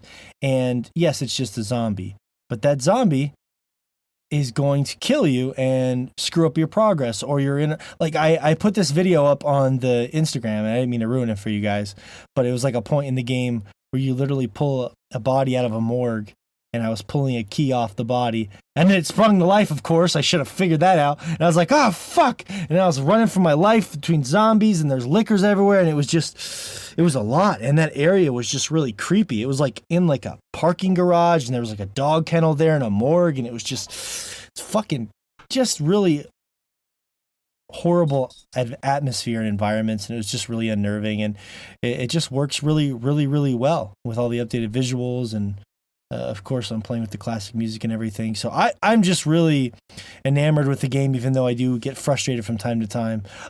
Shay, how far progress wise are you in the game, Shay? I just so I had just gotten the second little electrical piece for the jail area. And I was I had just gotten it from the clock tower, and I was running down to go to that area, and then Mr. T showed up, or whatever the fuck his name is. So sick of that goddamn Oh yeah, guy. that thing's creepy. Fucking hate him. And so I ran, like, I got lost. I went down the wrong stairs. I always mix up the stairs in that game. And so I start going back up these stairs, and then his stupid ass turns around the corner, starts going down the stairs. I'm like, fuck. So I'm trapped in this basement, and it's the basement where you have like the club key on the left side and the heart key on the right side, and it's the interrogation room. So I ran in there, and like I'm huddled against the window waiting for him to come in because I'm going to hop through the other side and hop out and run up the stairs. But right before I turned it off to come to do the podcast, I was sitting there huddled at the window waiting, and then he never came. But yeah, that's about where I'm at sympathize. right now. He never came when you sit there huddled against the window, and he never came. What a disappointment. No, there's a persistent threat in this game that's actually pretty unnerving because you can't really kill it. And Resident Evil games do that. It's not completely uncommon. The Baker Dad was like that a little bit in Resident Evil 7, but this one is really persistent, and it fucks your shit up because you're trying to backtrack and explore, and you hear like, fuck, I gotta go. I gotta get somewhere. Right, exactly. So it's stressful like and fucking Jack from the Tekken series decided to make an entrance into Resident Evil, essentially, is what it is. Yeah, I think his name is Mr. X, I think. But, yeah. Yeah. It's I'm just gonna call him a Mr. T that got a little drunk. Pretty much. Pretty much. Got a little wop. His one arm on the floor trying to hold himself Just a up. little wobbly. Just a little wobbly. Yeah. But to your credit, Morgan, I will say that the game's atmosphere has been surprisingly held up. For Resident Evil 2's atmosphere, we talked about was really well done. The original. Just the way you look at things, the way it's shot was very creepy. And it's interesting, they managed to capture the creepiness, but in a different way. And one thing that's really helped me is I've been playing on, I put the noir costume on, and it's made everything black and white. And it adds this layer of creepiness that it's so much, like, it makes it difficult in a way. And it makes it much more creepy because, like, you go into a dark place, and granted, it's dark. You don't see any colors. It's just black, white, and gray. That's all you're seeing. So it makes it a little bit more difficult to see certain things when you're trying to peer around the corner. And it makes it more nerve-wracking, too, because, like, what you were talking about, Morgan, in that specific sequence when you're down in the parking garage, and that whole cutscene happens with the dog, the ferocious dog, and then you basically you go into the morgue and the dog kennel and stuff. It was so much creepier in black and white. I remember playing that whole sequence in color many years ago, and just the whole black and white creepy vibe to it is just it's been a lot more fun. And actually, it's been interesting because it's added this almost gothic vibe to it. So I'm just playing it in this very different setting. It's been super fun. It's like playing the game you remember, but just adding layers to it, and it turns it almost into a completely brand new game. That's weird. You're playing in black and white the first time through? Well, it's not my first time playing and beating this game. It's like my third time. Like, granted, the remake, yes. Yeah. Well, that's what I mean. Like, it's still horrifying in color because they redid everything in the section with modern visuals and everything. Right. What I want to do is, because like you, I want to play through it again a second time, and I want to play Claire's story because I'm playing Leon's story. And I want to go through and play it in the normal color graphics, but I want to do it with the classic music. I've been doing it in the modern music, with the noir settings, and the music hasn't been bad when it's there, but it's just like, it's not that memorable music that Resident Evil 2 had. There was somebody that commented, they said they had the classic music on and they had to turn it off because it was too horrifying. I was like, yeah, it's fucking intense, I remember man. that. Like, do they even have the music for Mr. X when he's chasing you around and stuff? Because there's some very specific music in the classic game for, like, whenever he shows up. It's like Interesting. operatic, like, I see. I don't remember that. It's a lot more subtle in the modern music. It's a lot more subtle. Of course it is. Butchered everything. Well, it sounds like, yeah, I'm excited for you to play it the next time with the music and color. I am too. But I will tell you this. I have been absolutely loving this game. The fact that they've not made it like a one-to-one just graphical remake, that they've actually kind of changed the order you solve some of the puzzles and just the different placement of even enemies. It's awesome that they've done that, because I think it makes the game feel justified in them making a remake. Where you look at like Crash Bandicoot's an awesome game, and I absolutely love that they remade it, but it was a shot for shot remake. And of course a lot of fans want that. You know, a lot of fans will moan if it's not, you know, close enough to the source material. I think that this game has found the damn near closest they can be to perfect on edging that line of them having remade it and it feels almost identical enough to the original game while being different enough to be a new game entirely. Yeah. And it's awesome, like how well they've managed to toe that line.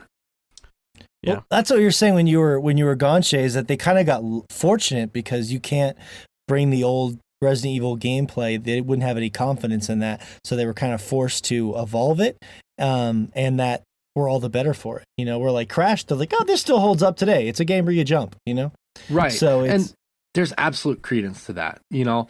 With Crash, they could have even done something like, and I don't want to make this like a Crash sidestepping or talking about Crash or anything like that. But I think they could have done something to where they changed up a few of the levels here and there. You know, like added a little bit different layouts. But it was so damn similar that I was able to beat those games so quickly because you've already done it all. Yeah. Yeah, it's exact replica. It's like buying a brand new iPhone to me. Like, say you have like an iPhone, like let's pretend we're back in iPhone 6 to iPhone 7. I don't know much about iPhones. Maybe Samsung is a better example.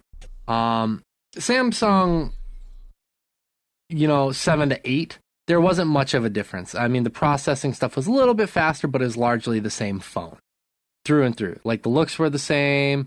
The functionality was pretty much the same. And that's how I felt like Crash Bandicoot was. They put a little bit of polish on it and then they just let it go, you know, and that's cool. The polish was awesome, but there's nothing really new to necessarily justify a new game.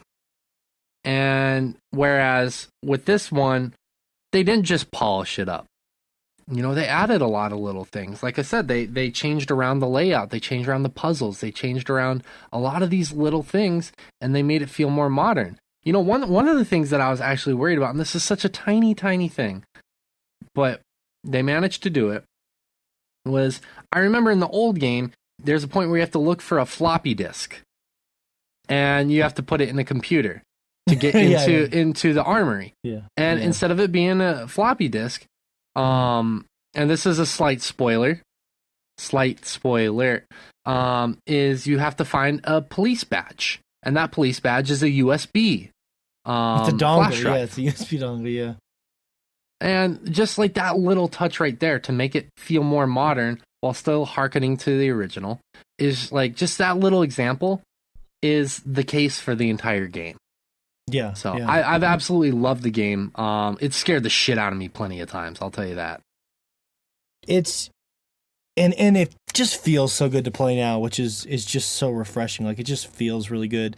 I complained about the bullet sponge thing already in jest mostly because you don't have to kill everything in this game, but it makes it a little difficult when some zombies you can kill in 3 shots and their head explodes, and some of them take 8, as I put on the Instagram. There's no rhyme or reason to it. It seems completely random. And I've been reading a lot of stuff on the internet about people saying, yeah, it appears to be random. So it can be frustrating at times when you're like, I'm going to take out this zombie because he's in the way, and I'm going to try and do it smart, and I hit him 3 times in the head, and he's still fucking attacking me. It's like, good God, you know? But in general, you don't have to kill everything. You could shoot the zombie in the head, and when he stumbles, you could run by him. It's just you might make your life a little more difficult on you later. But right. I agree to some extent with that. That it gets a little bit tedious at times.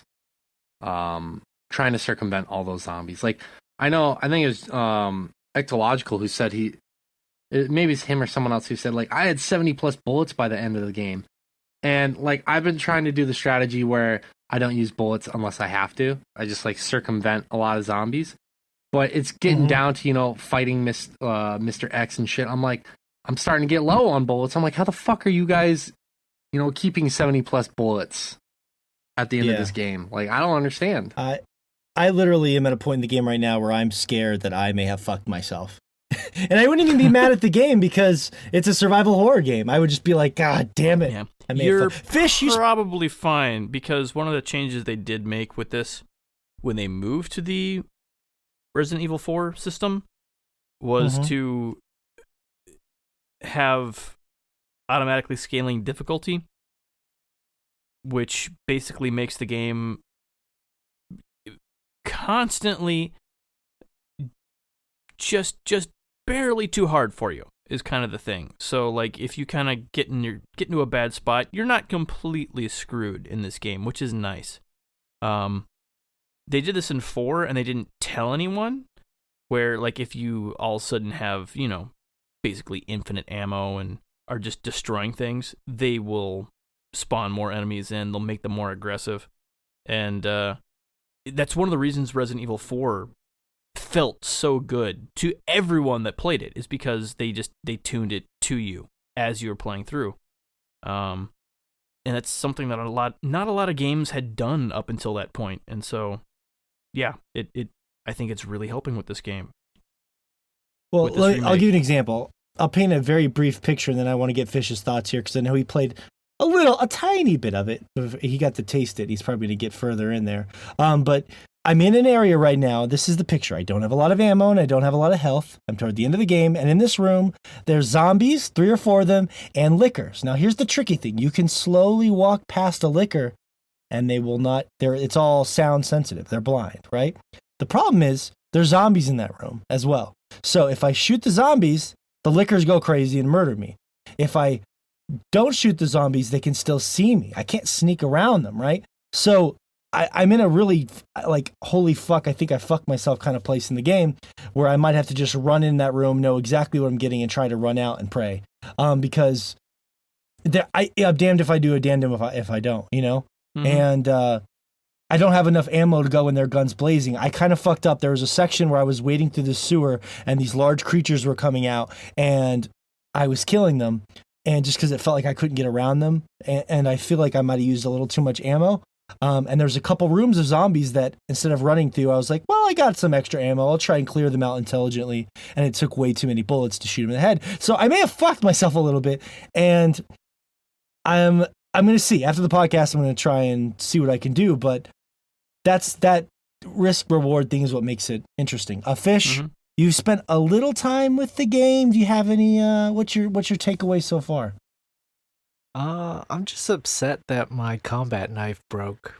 I thought that was my ticket to conserving ammo throughout the game.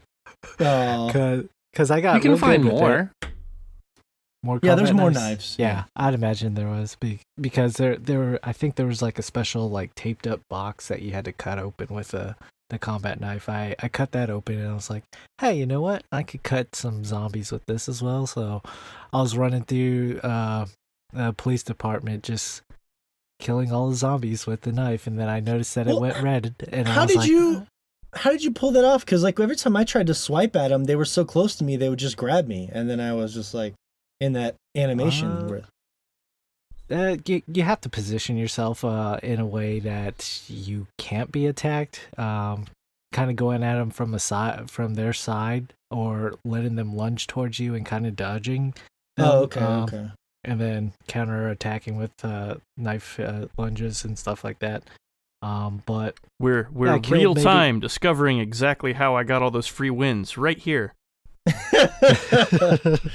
Well, I never really. So the thing was, I never really explored the knife. But the one time I had it, I tried to take a swipe at the guy before he was in my range, and he just reached in and got me and bit my neck. And I was like, well, I don't know if I want to risk that anymore. yeah. But it's cool because you can stab them. Like, if they have this cool emergency meter thing where if they lunge at you and you're holding a knife or like a grenade or something, it gives you a button prompt where you can shove the grenade in their mouth and push them away, or you can stab them with the knife to get them off of you, but it doesn't really do any damage. And then when you kill them, you can actually pull the knife back off their body. So there's a lot of cool little touches like that. Like I was in this one scene where this guy came out of nowhere. It was like 3 zombies in this room, and I shoved the grenade in the one guy's face and pushed him away. And the next guy came up and I popped him, boom, boom, right in the head. And this guy came up behind me and grabbed me, and I was like, shoved him off me. And then the guy with the grenade in his mouth blew up, boom, and it was fucking intense. Oh, I need a cigarette. Sorry, Fish, go ahead. No, I definitely like the fact it's running on the Resident Evil 7's like engine, I guess, which I like. I like that kind of over the shoulder type of look in the game. And I've never actually beaten Resident Evil 2, so I'm curious to go through it. And I mean, I have nothing to compare it to, so essentially it's a brand new game to me instead of a remake. Granted, it is another Resident Evil game, but it's highly polished. Like that opening scene was startling for me. Like how I don't know if it's because I'm playing it on the 1X, but like it ran real smooth, and that opening scene was with that truck driver just barreling That's down Claire's. the road. Yeah, that's Claire's opening. Yeah, that guy eating the Is it? hamburger. Okay. He's eating the it's hamburger different. all Okay. creepy like. Yeah. Yeah, I think it's different Yeah. for Leon. Okay. it's they do weird things in Resident Evil. Like he's eating a hamburger and there's something creepy about it because he's listening to the radio Yeah. and they're talking about like zombies and like infections, and he's just like It's just Right. it's unnerving, and I don't know why. It's like this weird thing. Yeah, it definitely set the mood of that game.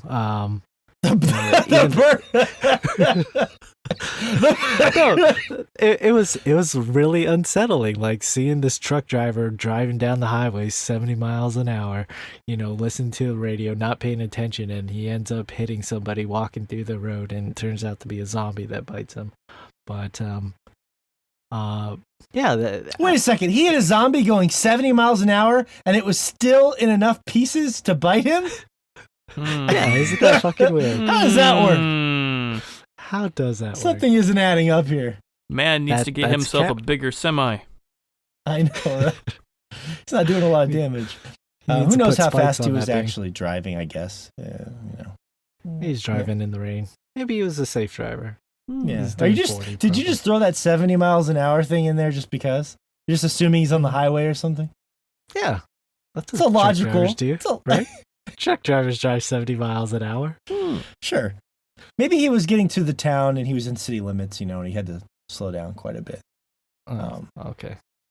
But yes, the Well, cool thing yeah. is with the different story has the different cinematics and elements of the Yeah. game. So, are you're doing Claire? Okay, so you're trying Claire. Are you doing the original soundtrack?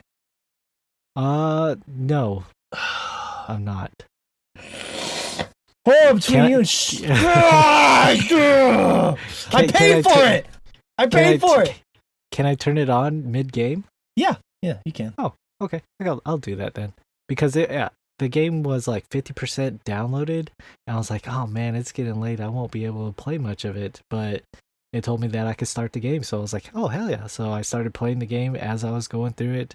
Like it was telling me all the other downloads were like the costumes and the weapons and the soundtrack were downloaded as I was playing through the okay. game. So that I guess that option wasn't there for me at the beginning, but now that I know, I can turn it on, I'll definitely experience that. Yeah, you'll have to delve into that maybe while I delve into Kingdom Hearts 3 and we can swap around. So maybe we'll have some further impressions on that a little bit down the road, but it's pretty incredible, and our followers and listeners really seem to love it. They voted it the most impressive remake ever. Now, 2 quick polls, and I want to get Josh's final thoughts, or Josh's first impressions on Kingdom Hearts 3. Kingdom Hearts 3 is going to take more of the spotlight of the show next week, because we've done enough Resident Evil. But 2 quick polls that were interesting. One, our audience does not seem super excited for Far Cry New Dawn. 65% of our audience said that they were not too impressed with what they've seen so far. I had a couple people message me that they were surprised about that. I'm not. I love Far Cry 5, and this game looks like it could be a train wreck of a disaster. Hope that I'm wrong. I really do. I would like to be wrong. Yeah, I don't know, man. They had the opportunity to really put shovels front and center, and they haven't done that. No. Yeah, Well, those shovels. it's just like Those shovels, it's just a guy man. on the front with a shovel. Mhm. Really, you're right. It could have just been all. It could have been about a grave digger. All shovels, Far Cry all the the Grave- time. Yeah.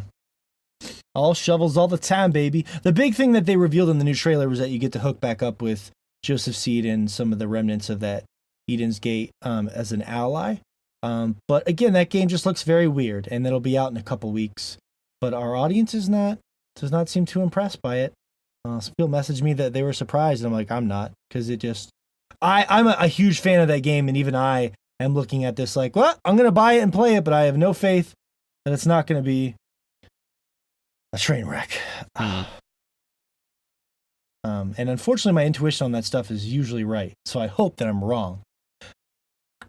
Man, February's going to be fucking loaded. Resident Evil and Kingdom Hearts still, and that. Good God, what is this? We're already in the fucking... It's already bearing down on us. For me, maybe not for everyone. No. And then the other poll that I think is pretty interesting is Metroid Prime 4. They restarted development with Retro Studios, and this is really interesting because there must have been some sort of issue with what was going on there. I think it was actually Bandai that was working on it, and Nintendo said, this isn't up to our standard of quality for this series, and now Retro is starting over with it, and that's pretty fucking weird. So Yeah. that was a big news story this week. Yeah. That is odd that they kind of let it go on for as long as they did before making that move, but yeah, I do agree with the listener sentiment there that it's a good thing that Retro's finally at the helm again. Yeah, we need a good Metroid Prime game again, and I kind of feel like no one else has figured it out, so let's see what they can do. Yeah. So let them. Yeah, 80% of our listeners said that they are happy. That's what Mhm. you're alluding to.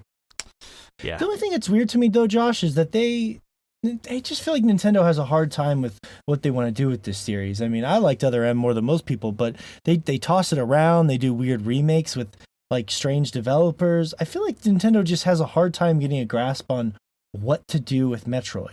And it's always kind of been that way, and this is just another example of that. And Yeah. it's a little frustrating. I mean, this could be good in the long run. The game's great, but I wonder why they have so many issues getting this series straightened out. You know, it's just interesting to me. Yeah. as a Well, I longtime think they fan. had a hard time figuring out just how to make that move to 3D. And the original Metroid Prime is great at that. Like, as far as the actual level design, like the puzzles, the progression of it, like all of that works great, but they didn't really have, just solid shooter controls in order to make the rest of it work that well. And they kind of tried to slowly get it closer and closer with 2 and 3, and Yeah. they didn't quite get there until the Wii remakes, which were actually pretty good. Like, oddly enough, like it worked really well just to use that, those motion controls to essentially use it like a mouse and keyboard sort of FPS movement, which worked really well and finally made those games really click. And then they made Other M, which was just like, okay, it's no longer a shooter. This is just, an action adventure sort of platforming. Who knows? Whatever the hell that game was, that was just a mess.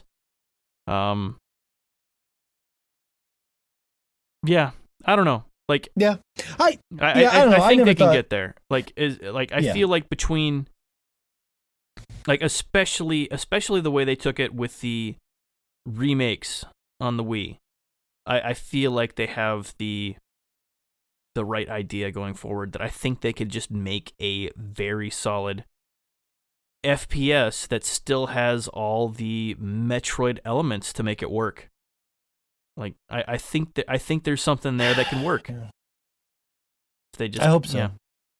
Because it's the fourth one, so people are gonna be looking for like, what's that spark? What makes it Mm-hmm. unique? What makes it? I'm very, very curious. Yeah. To see what the hell's going on. We haven't even gotten one gameplay Well, trailer, not one screenshot. Well, there wouldn't be at this point. They literally just started development on it. Well, I mean, from whatever the mess was, I'd love Yeah. to see what the hell the mess was. Whatever they fucked up. Yeah, just for, the historical record, I would love to see that too. Yeah. Yeah. Like, oh, this was the game that we scrapped, Mm-hmm. That would be fascinating That'd to be- see at some point. I don't know if that's something they're really that interested in tossing out there No. for us to ridicule, but I would be so curious to see that. Yeah, me too. So Josh, I'm curious, like, how much time have you been able to put into Kingdom Hearts 3 so far? What am I at? I think I'm like almost 20 hours. Oh, wow. That's pretty Um, substantial. Yeah, decent amount. Yeah. I was telling Fish this briefly the other day that the game scared me for like the first hour. Like, the first thing you do when you turn on any game, just period, like no matter what it is as soon as you get control of a character, you spin the left stick. Like, let's see how I move. What do I do here? Like, how do the controls work? And for whatever reason on this game, they didn't really put a lot of effort into the animations controlling turning super quickly. So I started this game and spun the C-stick around, and I'm just kind of like jittering and jolting in random directions because it doesn't quite make the turns as sharp as I'm spinning the stick. And I got super, super worried that this game was just going to control horribly. And it turns out it was kind of unfounded because the game is actually fairly fast-paced, and the reason they do that is because you can actually spin the camera pretty quickly and basically just always be running straight towards the screen. And you can turn your character as fast as you can turn the camera. And so that's kind of what they're going for. Like, oh, you're just going to spin the camera out. If you want to look this direction, you'll go that way and walk forward. And so they just, like, there's already a ton of animation in this game, just considering, because it's all Disney properties and they, had to make sure the polish was there. Yeah. So for whatever reason, there's not like 18 different turning animations like most games have, like depending on if you're running into a stop or running into walking the other direction or something. So it granted, it's not the level of polish you expect from just turning the C-stick, but it's something you will never do going forward in the game. It's just that first initial, okay, let me spin the stick as fast as I can and see what happens, sort of an issue. Yeah. And because we expect polish in that one little spot, That's true. it was jarring. It was jarring seeing that happen and be like, oh, I'm playing a PS2 game here. And then it's not past that point. But I was Okay, good. worried. I was like worried from that initial thing. Yeah. I've heard, I hate when people say that, but I've heard from trusted sources that the combat is a little more glidey, like the way you move around. What's that Compared about? to 2, yes. 2 was like super tight. Like they made the combat, like there was a ton of focus put on the combat there after 1 because the combat was a mess in 1. Like, it worked because it was kind of tuned around it being an RPG kind of stat-based mess. But in 2, it was unbelievably tight, and it's never been there again. Like, they've never put that amount of focus on there. And my biggest issue is not really that it's super glidey or anything, but just that it's too easy. Like, they allow you to start in proud mode, which is their version of hard, which generally after that point you can start on critical. I think critical is their word for it, but it's essentially like a nightmare mode or whatever. The combat's kind of a joke in this game. Wait, so you're starting on easy? No, I'm starting on hard, and it's way too easy. Oh wow! The only time I've died in this game, and this is my other major issue with it, is my controller died, and the game doesn't automatically pause when your controller dies for some reason in this game. Every game in the fucking world pauses if your controller dies, and this one doesn't. So my one death in this game was from my controller dying. Well, didn't you get the press release? They said you waited 10 years for this game. We're not stopping, baby. Nothing's stopping this game. It's going to play forever. Wait, so do you think it's... you play games differently, though, Josh. Do you think it may be just too easy for you? Because I don't know. It might be, but I don't think so. It feels like it's just too easy in general. Maybe because they were hoping for a bigger mainstream audience this time with all the Disney, and they were like, we want this game to be accessible. Maybe they kind of lightened it up. They may have, but again, considering I'm playing on hard mode. Yeah, that's weird. Like, it feels like it should be at least kind of somewhat challenging at this point. Like, I understand there's probably going to be another harder difficulty after I finish this one that... But whatever, like it should be harder than it is. It seems kind of like just I just want you to sit in like a therapy room and be like, every time. Yeah. Although therapist, games are just not hard enough for me anymore. Yeah. I play on the hard difficulty. This game though too easy. Does have one of the coolest status effects I have seen in any game. Period. And I don't think it's going to get credit, but. One of the statuses you can get in this game is sneeze, which will basically turn all of your commands on your command list into sneeze for a short period of time. So if you're button mashing and some of the enemies will put stuff in your face, like throw stand in your face or pepper or whatever, and so you'll be ready to sneeze. So if you're just sitting there button mashing, you'll stop whatever you're doing and sneeze.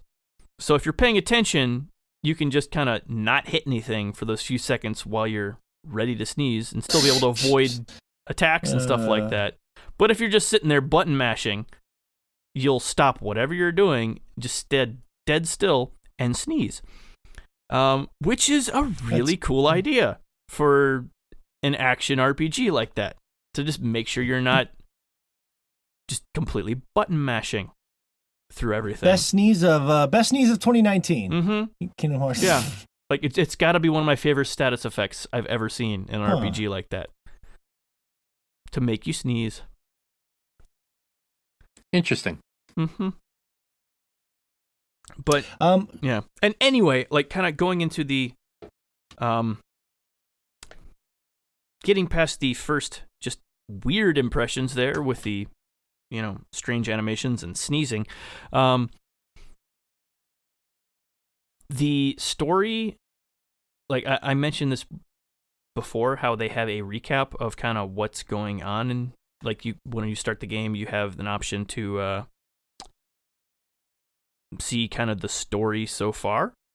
Yeah, like a recap thing. Yeah, like a recap thing, and it does a great job of giving you the overarching story of the world in general, who are all the main players, what's going on here, actually explaining the story in this world. It does a really good job of it. Okay. What it does a less good job of is telling you what happened immediately prior to this game starting. Okay. So you'll kind of start and be like, okay, why am I exactly where I am right now? Like, Sora has memory loss related to basically everything going on with the world in general. And they don't do a good job explaining why he's lost those memories in the lead up to this game. But Josh, you hate the amnesia RPG trope. That's your least favorite trope. Well, it's kind of been there since forever, since the second game with Chain of Memories, where he,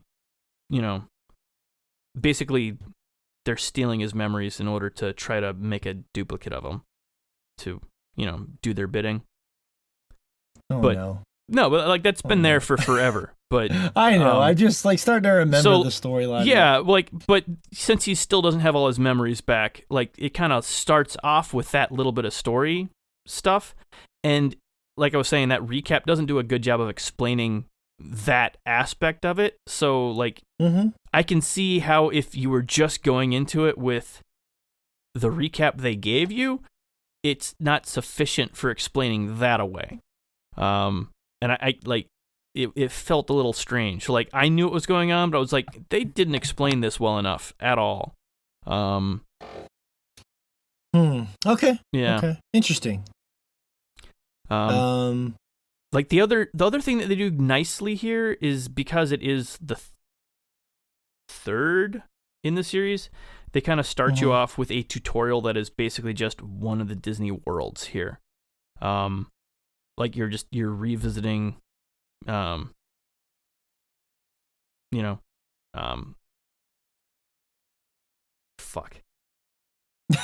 Revisiting, is it the Hercules world? It's the Hercules world, but I'm completely fucking blanking. Olympia? Is that Mount Olympia. I don't know why the fuck. Okay. Yeah, but you're revisiting Mount Olympia, and that's basically the tutorial. Going through there is they'll have you just go through a world, and I feel like that does a better job than the kind of slow plotting intros that these games have historically had. Yeah. And so they did that well. Like, they get you into the game pretty fast this time. And like I said, they don't do the best job explaining why you're there, but that's par for the course at this point. So. Okay. Well, I think that's a good primer, Josh. Okay, good primer, because we're going to talk a lot of Kingdom Hearts next week. Fish is supposed to buy it for me, and he's supposed to share it with me. Well, he plays Resident Evil. He still hasn't bought it yet, so I'm pretty much waiting on bated breath for Fish to come through for me, and that is a scary proposition in any walk of life.